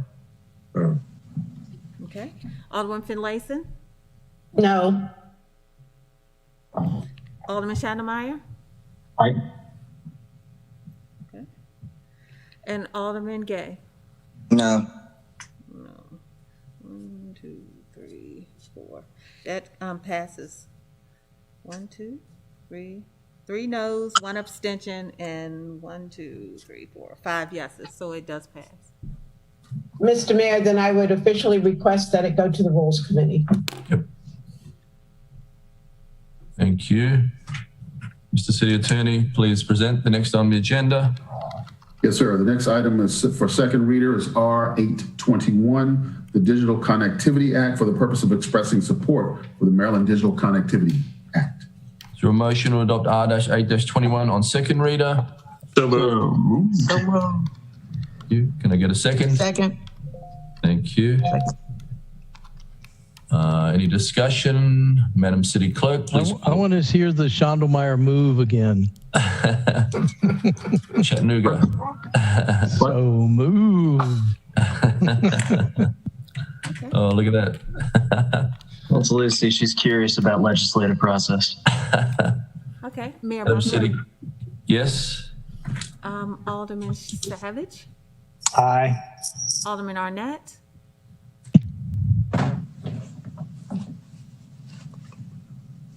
Alderman Arnett. Okay. Aye. Aye. Thank you. Alderman Aye, aye. McKinney, I'm sorry, what are we voting on? I'm sorry. you're voting on. R-8-21. Yeah, Okay. Digital. abstain. I don't know what I'm voting on, I'm sorry. Digital connectivity resolution. You would like it, Ellie? You're a Okay, sponsor. yeah. Yay, yes. Okay. Alderman Payon, I don't think it'll do any good since tonight's. He died, but Siney died. But I'll vote yes because I do favor the legislation. okay. Alderman Pendle Charles, Aye. Alderman Finlayson, Aye. Alderman Schneidermeyer, Aye. and Alderman Gay. Ooh. Yes. Okay, that passes. Thank you. Mr. City Attorney, please present the next on the agenda. Yes, the next item on the agenda is O1919, adequate public facilities, auto transportation facilities. Is there a motion to adopt O-19-19 on second reader? So move. Second.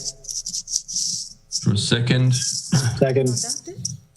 I see a lot of proposed amendments. 1 to 5, rules and city government. Yes, Mr. Mayor. The Rules and City Government gave a favorable recommendation to all 5 of the initial amendments. Gina, sorry, we got a first and a second, then we're on the floor, right? I saw your hand up. Thank you, Madam City Clerk. Alderman Gay? Yeah, I'd like to be removed as a co-sponsor. I agree with the, the general idea of the legislation, but I don't agree with the final form of it, so. You, Alderman Arnett? Thank you, Mr. Mayor. So actually, this is more form than substance. The major change with this ordinance is to make the format of this conform to the format of all of the rest of the adequate public facility sections. The other change is in the name. It was adequate public facility for traffic. It is now going to adequate public facilities for adequate facilities for automotive transportation. That is to make it parallel to a similar piece of the code that is the adequate public facilities for non-automotive transportation. The one substantive change was to adjust the number of trips that would generate a traffic study from 250 to what came out of rules to 200 trips. That adjustment was based on information given to the committee by Dr. Kwaku Dua that showed us the number of trips that would be generated by developments of various sizes. And the original number I put in was 50, but with Dr. Dua's information, it made sense to go to 200. There were several other amendments, including some that Alderman Savage might be talking about in a minute and that I favored, but it felt like this was time for this to get through the process. I think there will be ample opportunity to come in with amendments to address some of the other issues. I would also say, and I hope Dr. Nash is still on, that we were at the 11th hour given a very provocative piece of work from Dr. Nash, Michael Johnson, and the Transportation Department, probably Dr. Dua, which is something that really combines automotive and non-automotive into a transit kind of legislation, and it started to speak to some of the public safety issues. That's a major, major change, and I think that we need time to think that kind of change through. Right now, I would really appreciate it if the council passed this to get this in the same format as the rest of the APF legislation, and that one minor change to the number of trips that would trigger a traffic study by an outside contractor. And Alderman Savage. Yeah, just to reiterate again what Alderman Arnett said, this is not a substantive change. It's just, even with the, what was it, 4 or 5 amendments from Rules and Government, it's just the only substantive change is that 250 down to 200, which just kicks in, requires a traffic study on a few more development projects if they, depend on how much traffic they're proposed to generate. But beyond that, it's just pretty standard. I do have amendments I'll get into later that are more substantive, but for now, this is just, I think it's time to move this on, as Alderman Arnett said. So are you going to move the first 5 amendments? Have they been moved, Regina? Oh, Yeah. Sorry, Alderman Pindell-Charles, before we go there. Thank you, Mr. Mayor. I'll be honest. This is giving me a headache. I have a Make it go away. question. I know. It indicates, at least what I'm looking at, says proposed motion to postpone to date certain, not more than 90 days, adopt or defeat 019. So those are our 3 options: either postpone for a date certain, no more than 90, adopt or defeat. That's my first question. That's actually an error. That's not. First of all, this was on the 180-day rule, which has long since passed, as well as 90 days.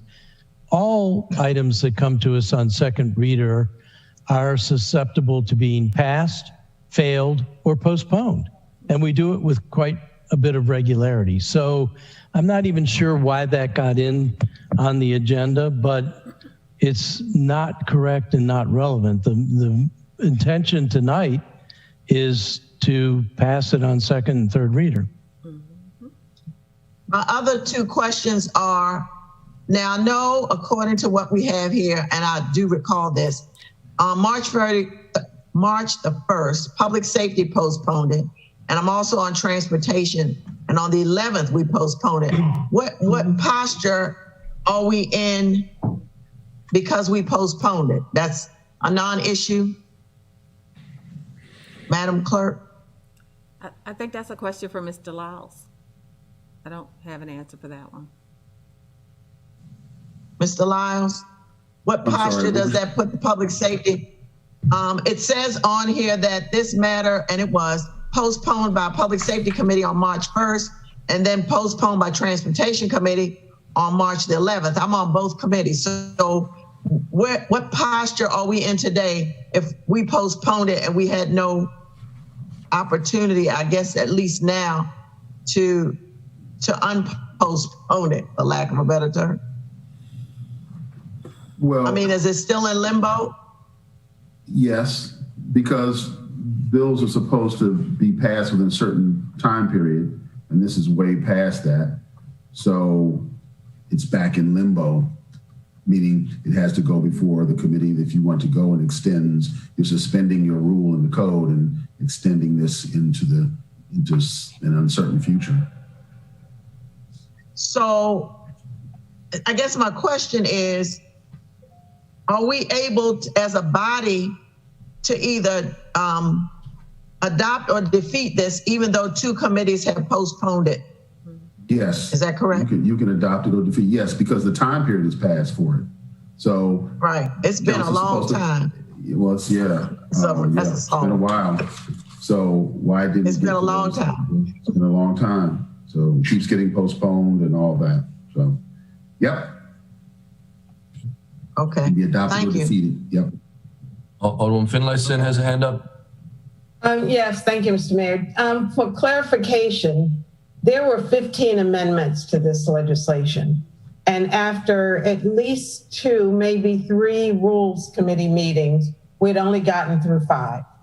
And at that point, we pretty much decided that our terms would end before we got through all of the amendments. So we decided to stop where we were with the 5th Amendment, 5 amendments. And so that's why what we're bringing to you right now as our finished product.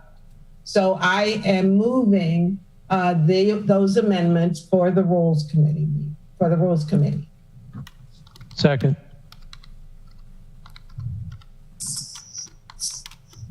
Okay, then we're going to vote on those before we go to yours, Alderman Savage. Obviously, there are a lot of amendments. I'm not going to be voting for this. Any other discussion? All those in favor with a show of hands, say aye.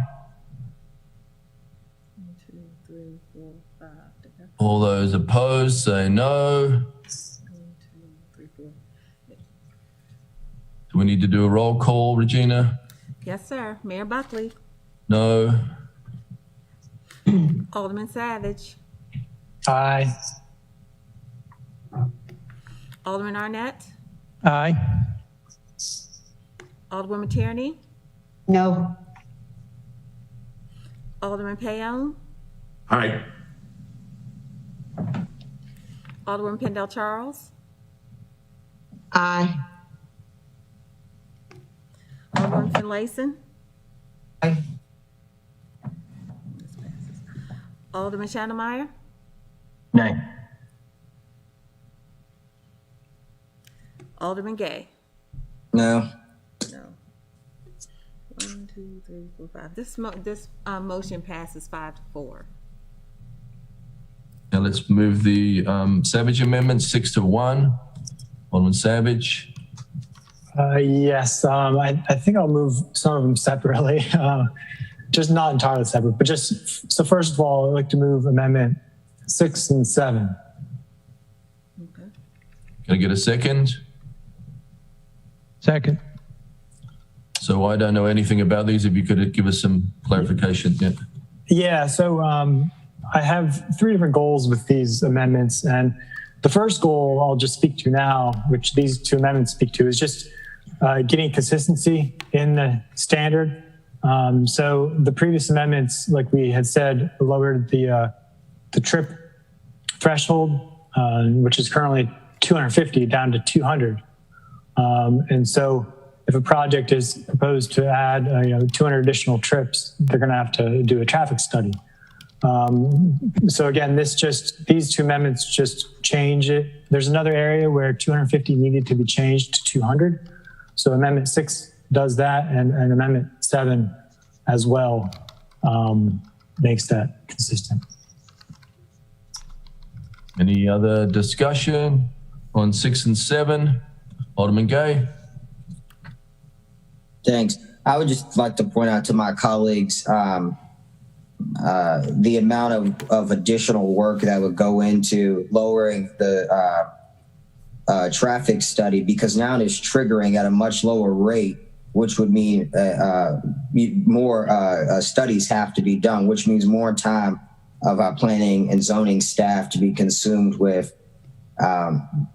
these traffic analysis studies. And that's just my point there. Alderman Arnett. The studies are done by contract.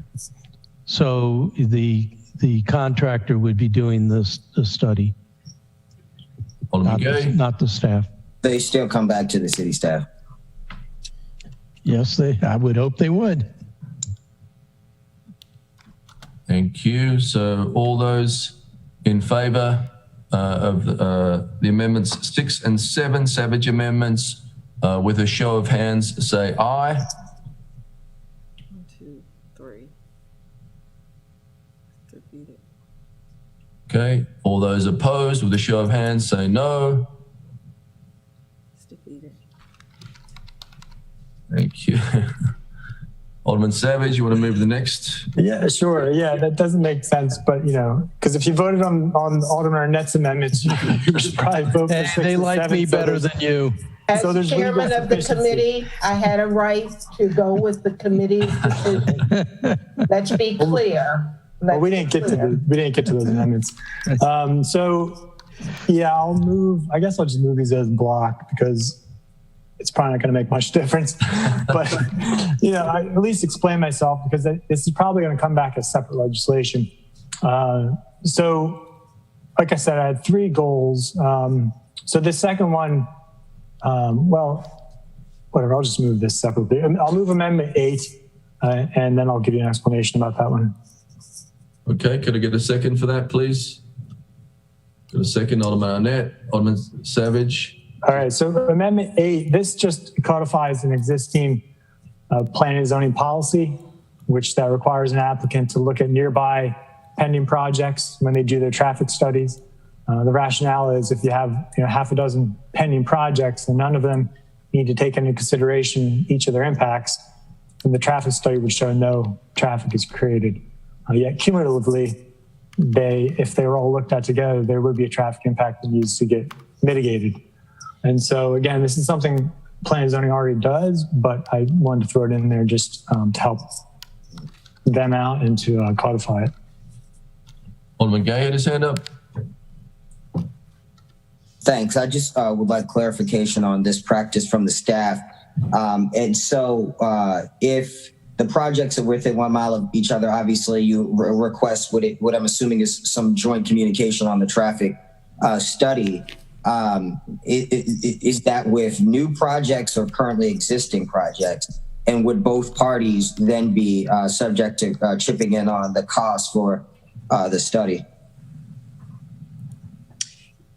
Well, Dr. Nash? usually, so if a project is approved but not, has planning approval but not building permits, let's say, so we consider those in the pipeline, and any new development that comes in after those approvals has to take those potential new trips into account. So even if it might take 10 years for a project to get their building permits, the new project coming in still has to count those trips.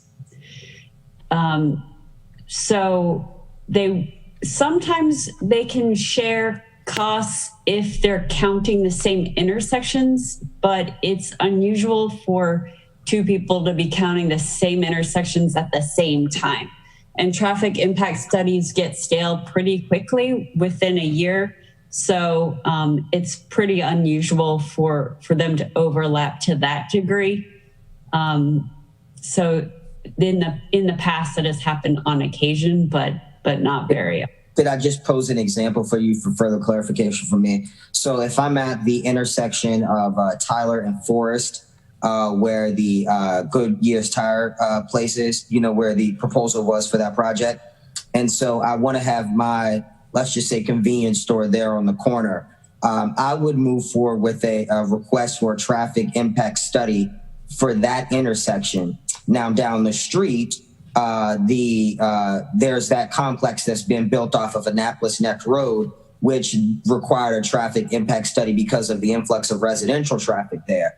And so now we have these two concurrent projects. So with the communication for the traffic study, well, how would that work? Are they on the same study? Would they be working with planning and zoning together? Or will we be making it more difficult for the individual developers? Because now I'm doing an independent traffic study. I got, my friend down the street doing a traffic study, and now I have to wait for planning and zoning to get back to me with these findings from two independent traffic studies.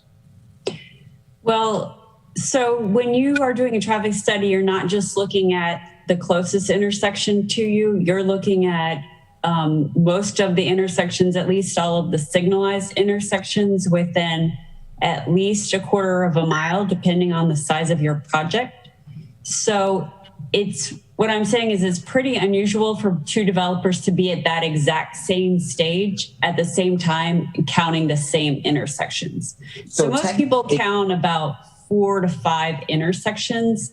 That's what really causes the cost to go up for the studies. Okay, and just in closing, so technically the Annapolis Neck construction project that's taking place now should be covering any updates that needed to be done for the intersections or infrastructure on that strip. I mean, and so if you go back and look at the Eastport Forest Drive study, that intersection was failed. It was rated, I think, as the worst in the city.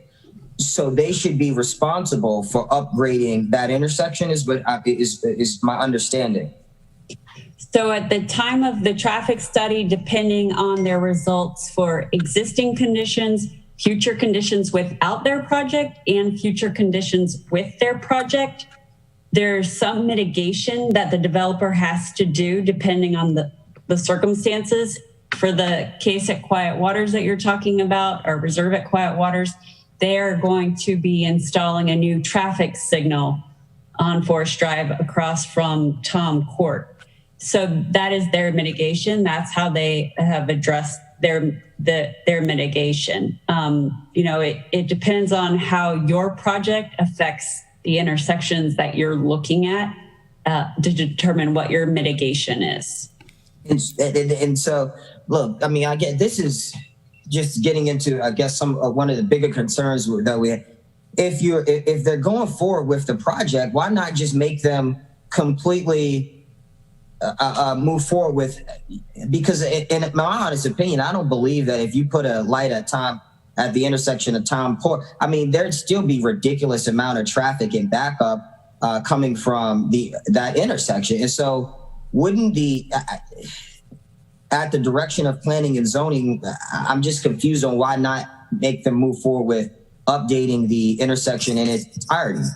If the alderman is saying that that's already a practice according to this amendment, so I'm just confused on how it's being implemented, I guess. I'm not sure I understand. They have to mitigate their own impact. If there is an issue that is caused by their project or worsened by their project, they have to mitigate that before they can get adequate public facilities certification. But once they have APF certification and they have project approval, they're done. There's no subsequent revision of what they're responsible for. And so in that instance, planning and zoning, and through this study, had advised them that placing that light at Tom Court would mitigate the traffic impact based on their residential traffic. Right, because it creates breaks in traffic, and it will allow the volume of cars that are going to be leaving that development at peak hours to be metered out in a way that's not going to have an overall impact on the Forest Drive network. Okay, and just last point. So this weekend, I'm sure that massive accident on Forest Drive, that light was there, I'm sure, to mitigate the impact of traffic during peak times, but it didn't work. And so I think that's my point here. The intersection still failed. And so there should have been rehabilitation there too. But that's Well, don't confuse traffic with incidents, because traffic impact studies don't account for incidents. They're completely different than incident management, which is police and fire operations. Traffic impact studies are engineers who studied how cars move, when they move, what it looks like, of course, all pre-COVID.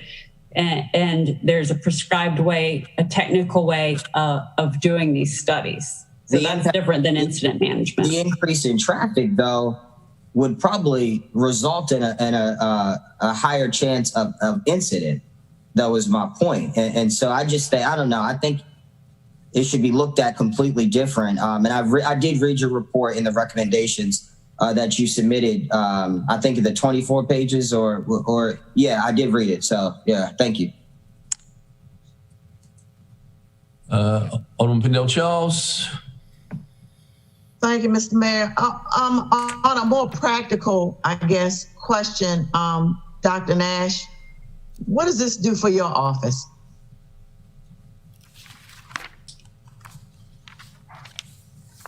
This reduction in the number of trips from 250 to 200, I don't anticipate having a huge impact on my staff and the time we spend on traffic impact studies, which is a lot more work than just having a consultant do it, because we develop the scope.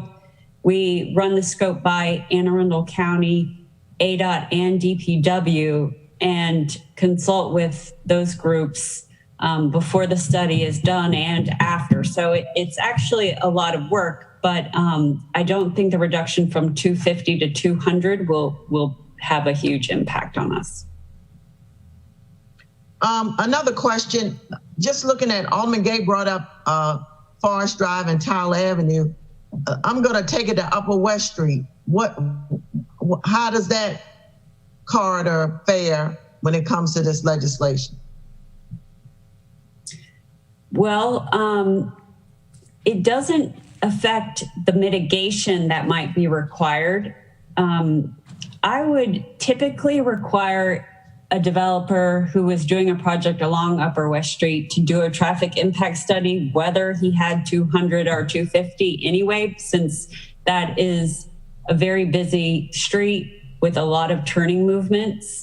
So, I don't think that would be affected one way or the other, because I tend to always require traffic. I have some discretion now when I can require traffic studies, and I tend to always require them when they are near Forest Drive or West Street, because those arterials have the most issues in our city.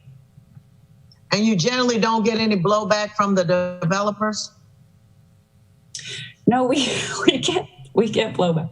They are very expensive. They're approximately $15,000 a piece, and then the mitigation can be several $100,000. So, they don't like them. That's true.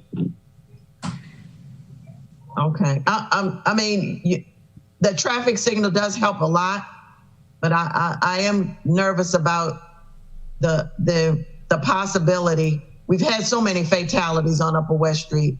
That's really my huge concern with that. But thank you so much, Dr. Well, Nash. in my 24 pages, we've rewritten the APF Title 22 for cars and non-automobiles, and to reorganize it so safety now becomes the first test for any development coming in. They have to show that the system for cars, bikes, pedestrians, and transit is safe first, and then they can go to the next step. So I think you'll like that, but it will take a bit longer for me to explain.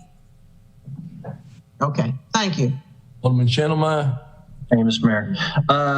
Dr. Nash, so I'm guessing that based on how we previously set up legislation, a development that's generating less than 200 or around 200 trips probably isn't a very large development. Am I correct? That's right. It's not huge. And traffic studies are expensive.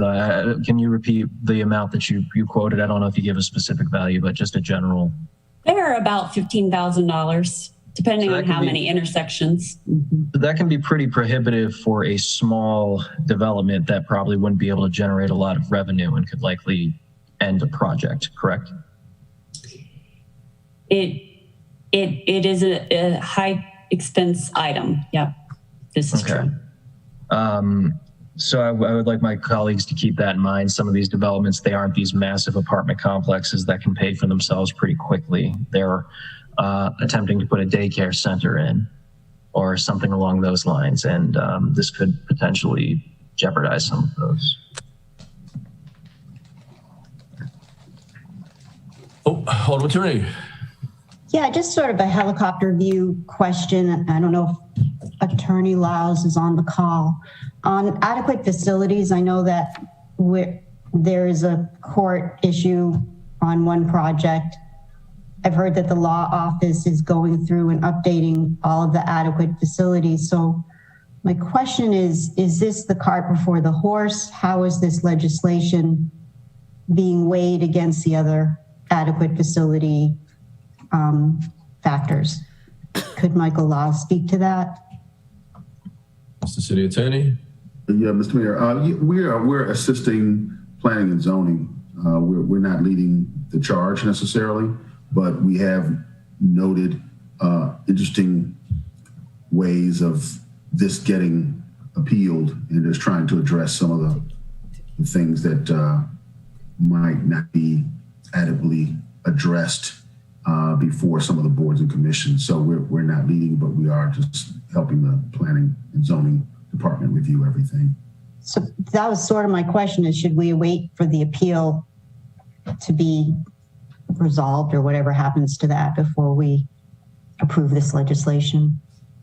Well, the planning and zoning had, when I came on, had already started a process of reviewing all of Title 15 and rewriting it, revising it to update it and to make it comport with the way things are actually going. This would be part of that, but it was in process before the wholesale kind of review of Title 15 and Title 21 and some of the other titles that have these kinds of reviews as part of them started to be undertaken. Yeah, I guess my only concern is to look at transportation isolated without the other adequate facilities. I just think that they should be looked at together. We should be looking at what we're asking for the other adequate facilities before we make a final judgment on this, because then we might just add all the pieces together and say, whoa, this is a little bit very restrictive.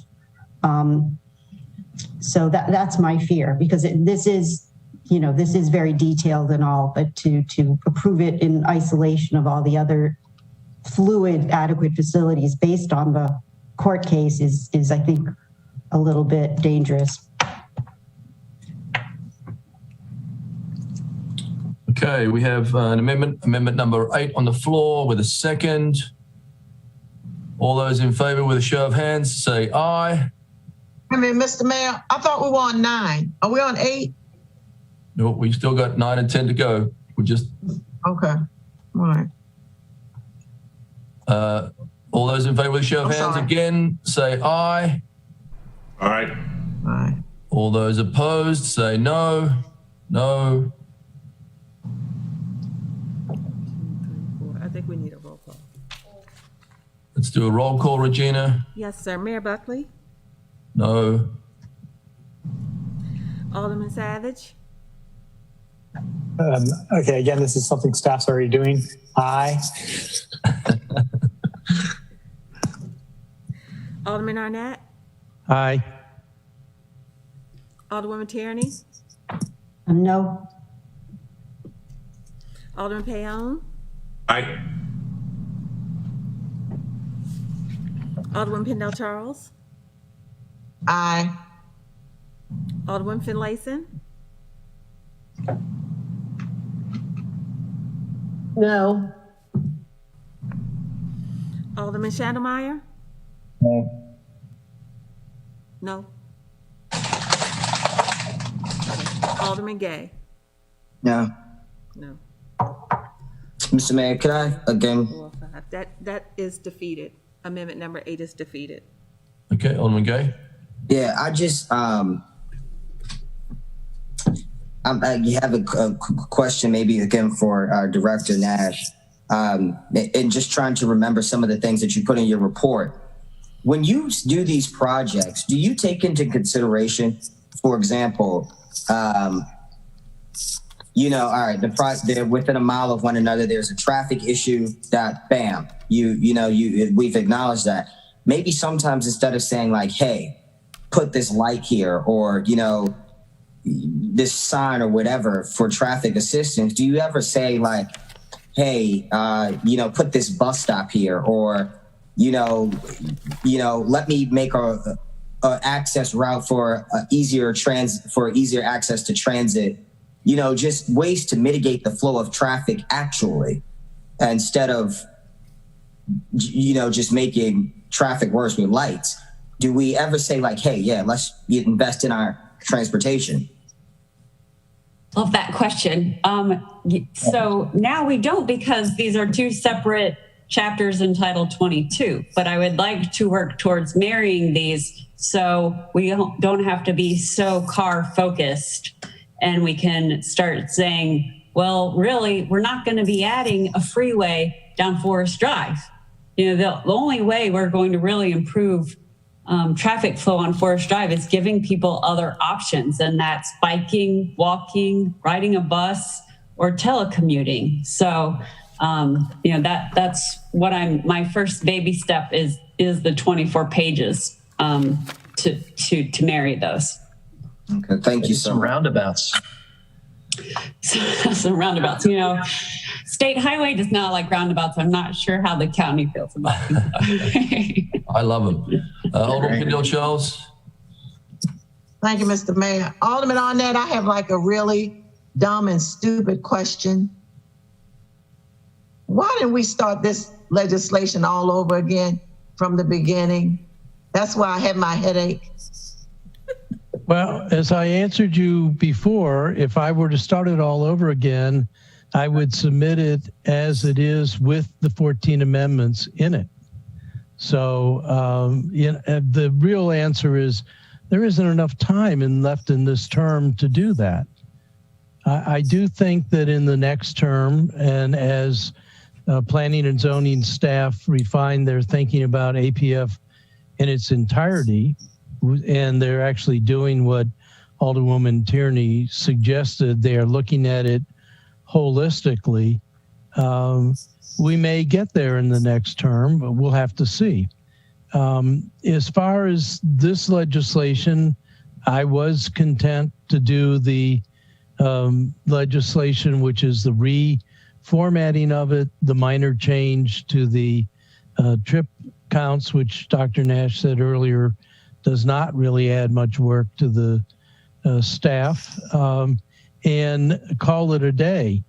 I would be less than honest to say that I don't favor every one of the amendments that Alderman Savage has put forth, because some of them are mine and some of them we worked on together.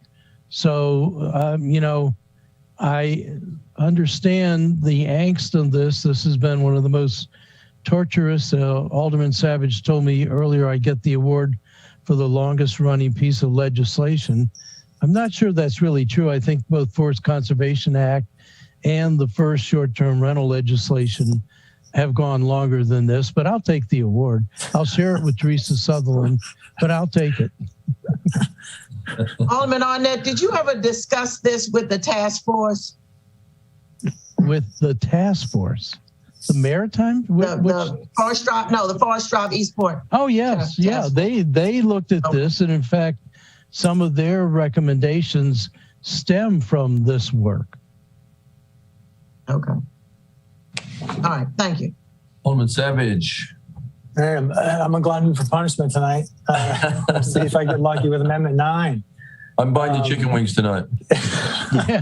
So I'd like to move Amendment 9. You're not going to move them together? They're different. So, All right. yeah, this one should be less. Well, Can I get a second on that, please? Thank you. all right. So, Amendment 9, this I think would be in the cities and the developers, applicants' best interest, as well as the residents. What it does is allow for cumulative mitigation projects. So, again, allows for these larger projects to be funded by multiple applicants as opposed to just one applicant footing the bill.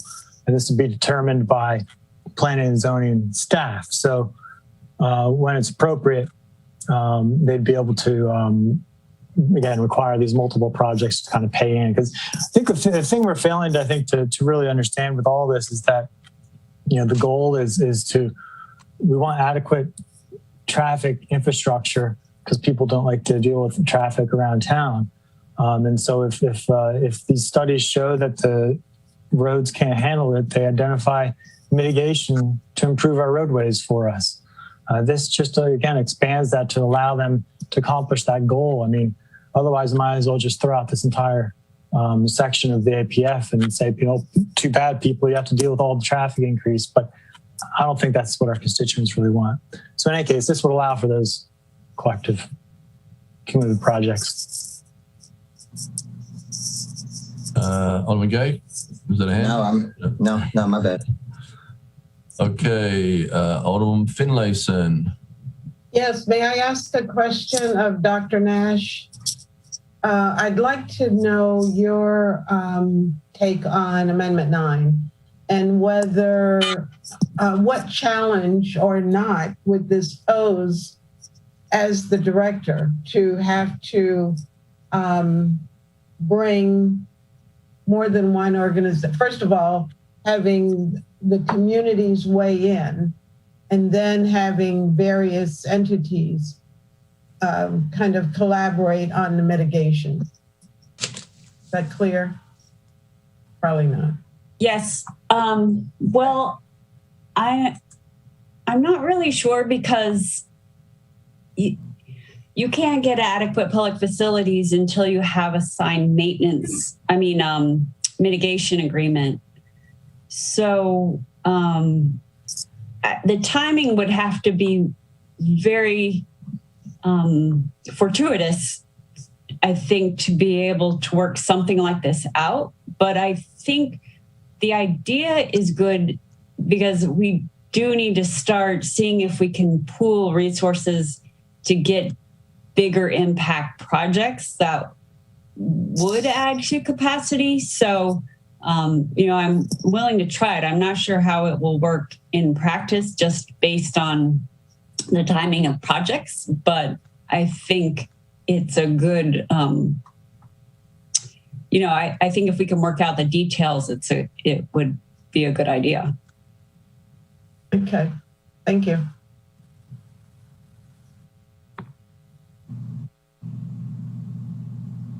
Okay, we're going to vote on 9 now. And I'm all for creating standards, but not like this. So all those in favor with a show of hands say aye. Aye. Aye. All those opposed say no. No. All right, the ayes have it on 9. Thank you. Alderman Savage. All right, last one. Amendment 10. I'd like to move this one. Can you get a second on that, please? Second. A second. Thank you. Alderman Savage. All right. So the issue I'm trying to resolve here with this one is that our traffic, this section of code, the traffic APF in general, there are no consequences. So for example, if somebody does a study and it shows that, they're going to be creating a whole bunch of failed intersections or failed roadways, and there's no mitigation whatsoever they can do to fix that, they automatically still get approval.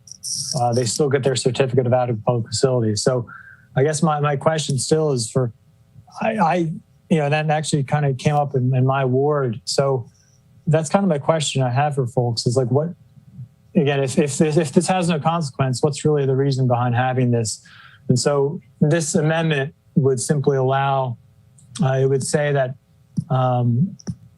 if the mitigation is deemed feasible, they can get their approval, but also says, or for example, sometimes we have intersections that are currently failing and somebody wants to build.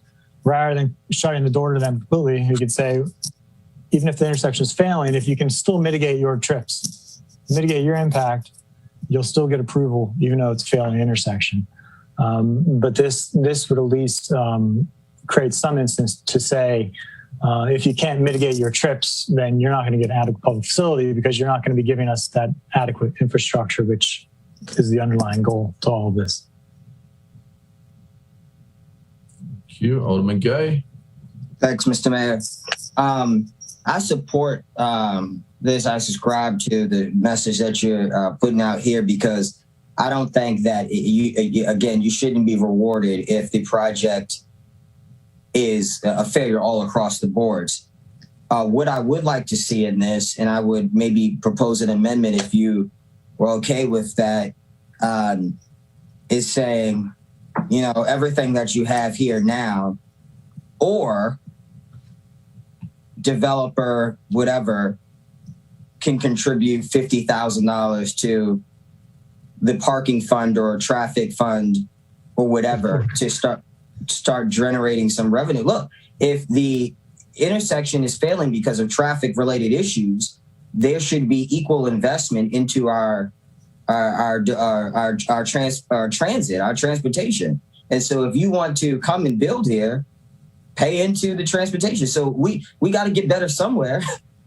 Otherwise, it's just saying like they just won't move forward with the project and we still have a failing intersection.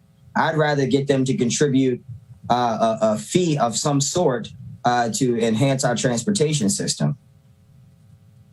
Alderman Arnett. So I thought, Alderman Gay, you were going to say contribute to affordable housing fund. But what you're talking about is, in effect, impact fees, and $50,000 is chump change for any major development. So maybe there should be some kind of a range. When you're doing a $20 million project, $50,000 is nothing. If you're doing a $1 million project, maybe that's a little bit more of a bite to take out of a project. And maybe probably, yeah. Would you be willing to agree on language that says, something like 5% of the total cost of construction? 5.1%. You got a deal. Might just let Director Nash weigh in here. So I would just point out that we do have provisions now that allow people to, for their mitigation, to apply TDM strategies, which is trip demand management. So there's no way they can improve an intersection, we will let them do a TDM. And that's usually some kind of combination of other improvements, like you're saying, Alderman Gay. We have to quantify the amount they contribute if that's what they do based on their impact and what it would cost to make that improvement if they could. But there are some situations where, for example, they can't add a left turn lane because there's a cemetery there. We're not going to make them relocate all those graves and, so there's a certain, it's unusual, but there are certain circumstances where the constraints are so great that they can't do an improvement to an intersection. We would still make them do some TDM. You wouldn't necessarily see it as much as you would see like a traffic signal or something, but there would be some improvement there. So I don't think that this amendment is necessary just because of how we already handle these situations. It's pretty unusual to have to do no road improvements, but sometimes there's extraneous situations where either there's road constraints or there's constraints to like the signal system on Forest Drive where they can't be retimed because they're adaptive control and they adapt to the traffic that's on the road. So we can't ask the county to change the cycle times because they're set based on the existing road traffic. So we can't always do plan A is what I mean. Sometimes we have to go to plan B or plan C for mitigation, but we do have the mechanisms now to be able to do that. Mr. Mayor, I think I still have the floor. Alderman Gay, yep. Yeah, thank you. So, Director Nash, TDM, when you follow through with something like that on the developer, could you give me an example? Because I think that what I'm hoping to, if okay with the obviously the lead sponsor, Alderman Savage, I would like to move forward with this amendment with the council if we could create this fee, because even still, I think that to the point that you just said, maybe the TDM is, not so impactful that we would notice it, but it creates a small mitigation. Well, that's still not good enough, and so I think that, listen, you could do a lot with money.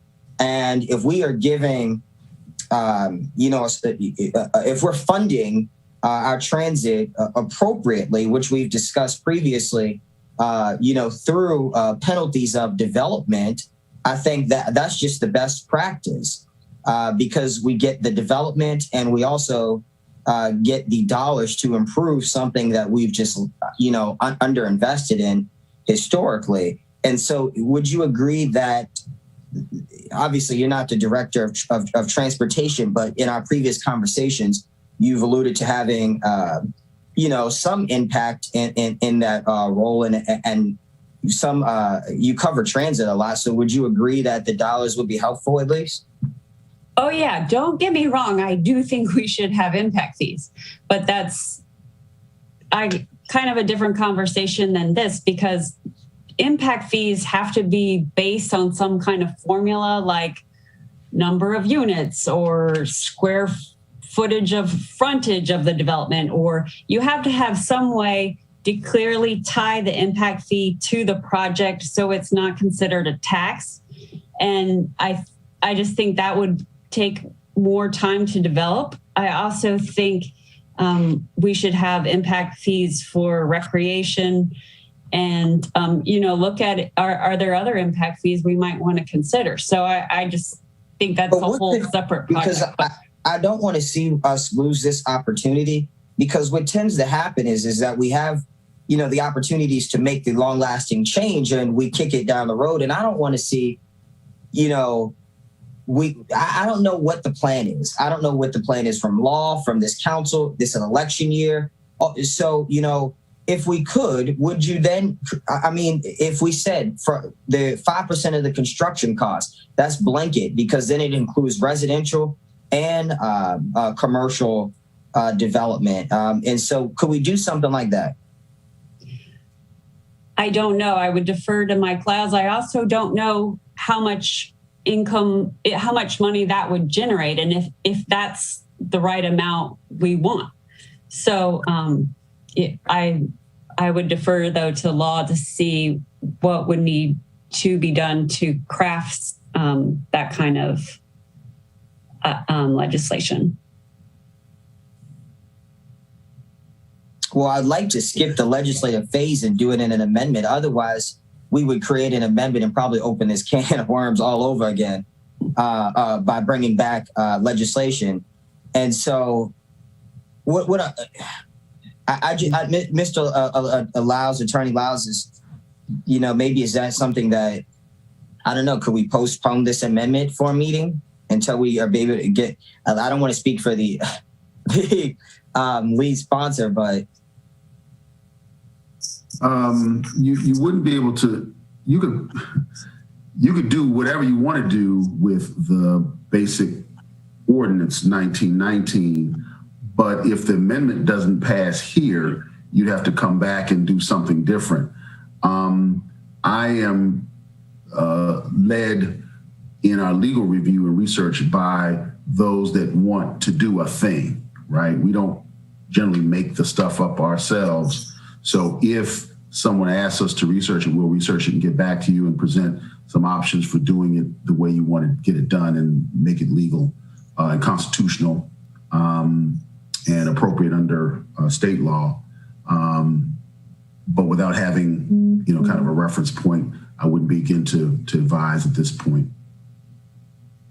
I'd like to put the amendment on the floor for, I don't want to kill his individual vote, so maybe a separate amendment. I don't know how I would move forward with that. I'd take the advice from the city clerk. I have a question.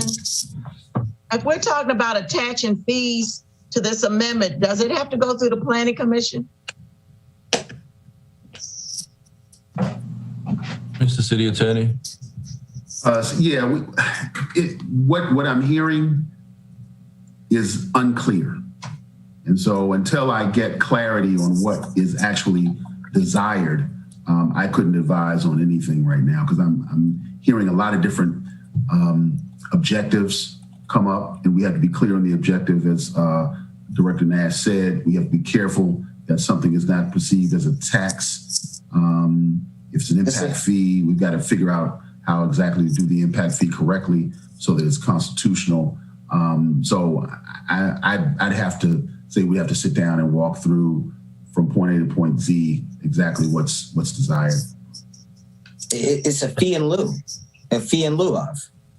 So, I mean, could I just... a fee in lieu of what? Because what this amendment is saying is that if you don't meet the standards, you're done.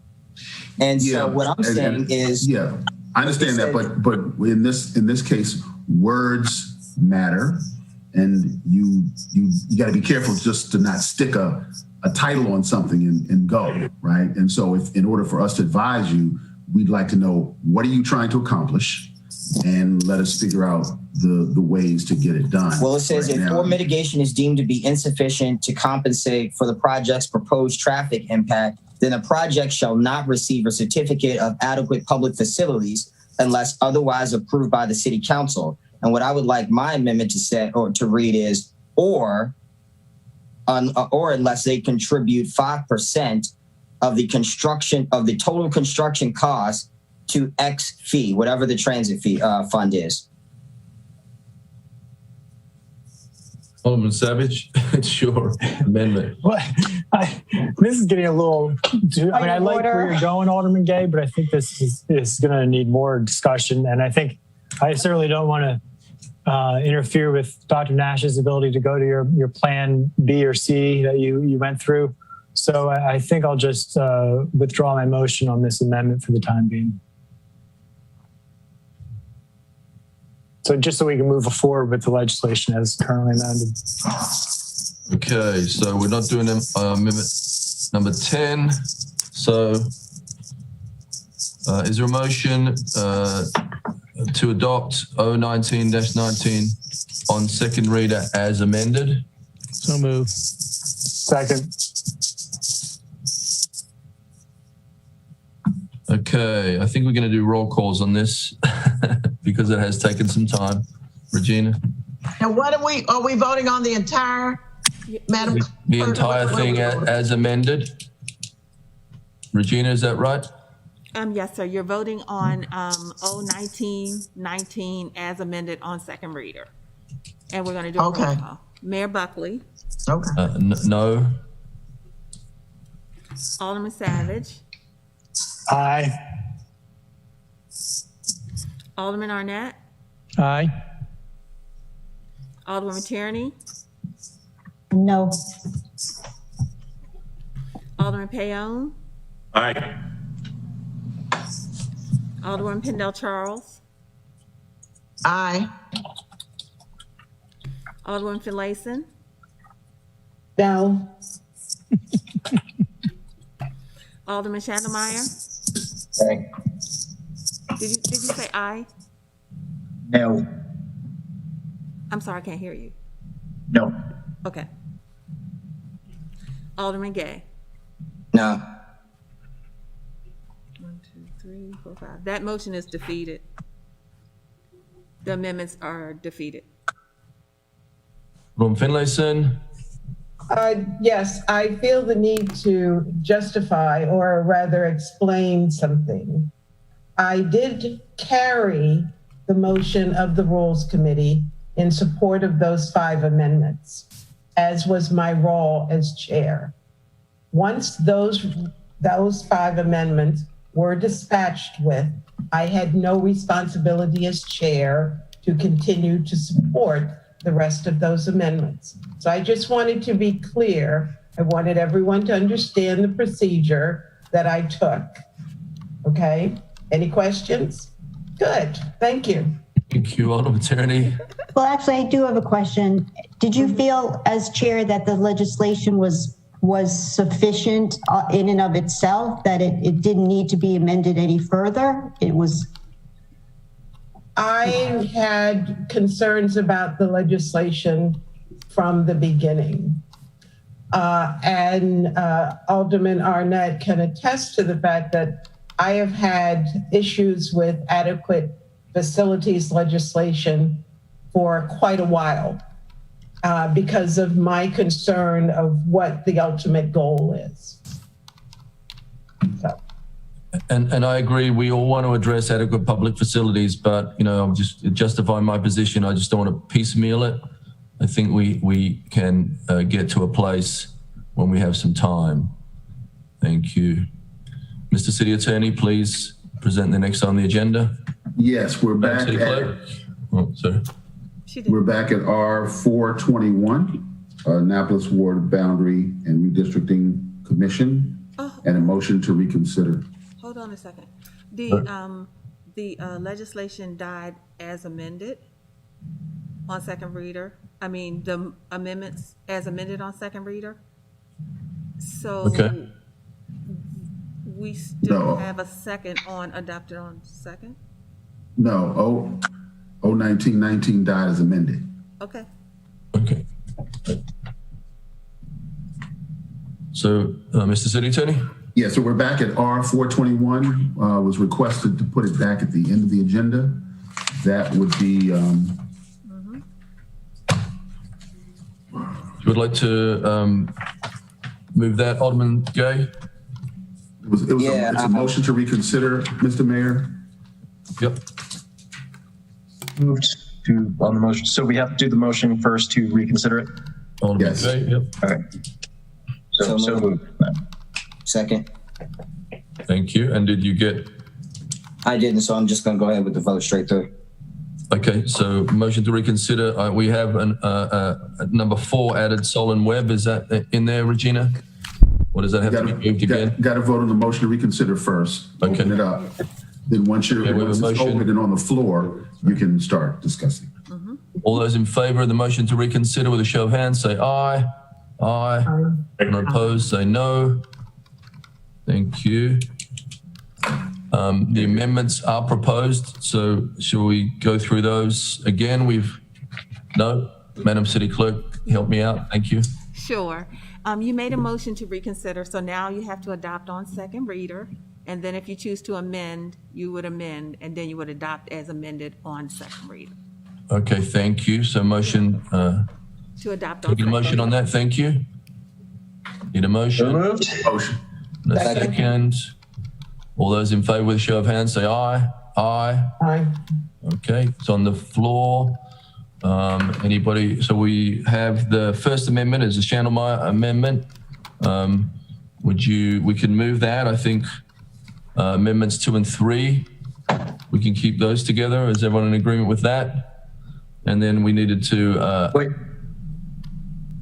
Alderman Finlayson had a question. I apologize. And Alderman Finlayson is Solon Webb, right? Yes, but I do have a question. I had asked the city attorney to investigate how many positions there are, so we know how many positions we're filling and whether they're ward specific. Yes, you can, it's a minimum of 5. You can have as many people as you want after that. And because it's it's really not a commission that is in the code necessarily, even though the charter says you have to do this review. What you have taken to doing in the past is assigning a commission through the mayor to do the work. Because we don't have it in the code as a commission, it was our suggestion to do it as a task force. And so that's one of the amendments. But accomplishing the Mayor, same objectives. Thank you, Mr. Lyles. So my amendment to recommend Solon Webb still stands. So I'm going to vote on all 4 of the amendments together. If everyone's okay with that. All those in favor of the 4 amendments with a show of hands say aye. Aye. Aye. Anyone opposed, say no. Thank you. And is there a motion to amend R-44-21? Motion to pass on as amended, Mr. Mayor. Adopt as amended on second reading. Adopt as amended. So moved. Thank you. Second. Right. Need a roll call or a show of hands, Regina? It's a roll call. Mayor Buckley, Yes. Alderman Savage, Aye. Alderman Gay, Aye. Alderwoman Tierney, Aye. Alderman Payon, Aye. Alderwoman Pendell Charles, Aye. Alderwoman Finlayson, Aye. Alderman Chandlemeyer, Aye. Alderman Gay. I thought I voted already. Aye. Did. Yeah, I'm the one that didn't get a vote. Alderman Arnett. Aye. Thank you. That carries. The Thank resolution you. passes. I mean, Ross and I are basically the same person, so my vote is his. Right. I know. Thank you. We're twins. Yeah, yeah. Mr. City Attorney, please present the next on the agenda. That was the last item on the agenda, Mr. Mayor. Okay, anything else for good order? Lively session. Thank you, everybody. Alderman Arnett. For the good of the order, the kitchen at McGarvey's is now closed. Okay. We've fixed that. And two, just my last point for the good of the order. If we could have a session with planning and zoning too at some point, that would be great. Because I'm realizing I don't understand the full flow and structure of this department and the authority that the director has across a number of departments. And to me, that is concerning because I think that it has to be a lot. And I think that there has to be some focus on our transit department and just clarifying some of our responsibilities there. So I would appreciate at some point having a work session, an email session. It can even just be me, the city manager, and the directors, just something. And thank you for that. Mr. City Manager. Thank you. I would suggest the latter first. We can just have a one-on-one with Alderman Gay and explain the processes and what they go through on these projects. And if we need a broader discussion, we can certainly do that council-wide.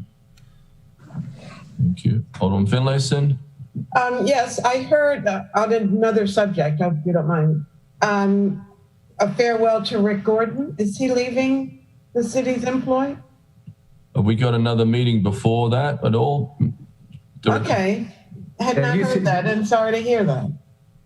He's here till the end of April. I sent out an email to all of you, but I know you get lots and lots and lots of emails. But yeah, so he's leaving. His last day is April 30th. So Okay. we'll do something at the next meeting. All right, thank you. Lynn Farrell sent out something on an event for him. I'll look for it. Okay. Can we hire a traffic engineer?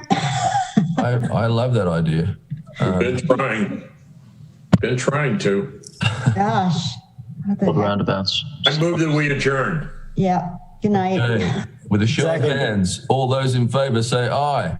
Aye. Aye. Aye. Thank you, everybody. Meeting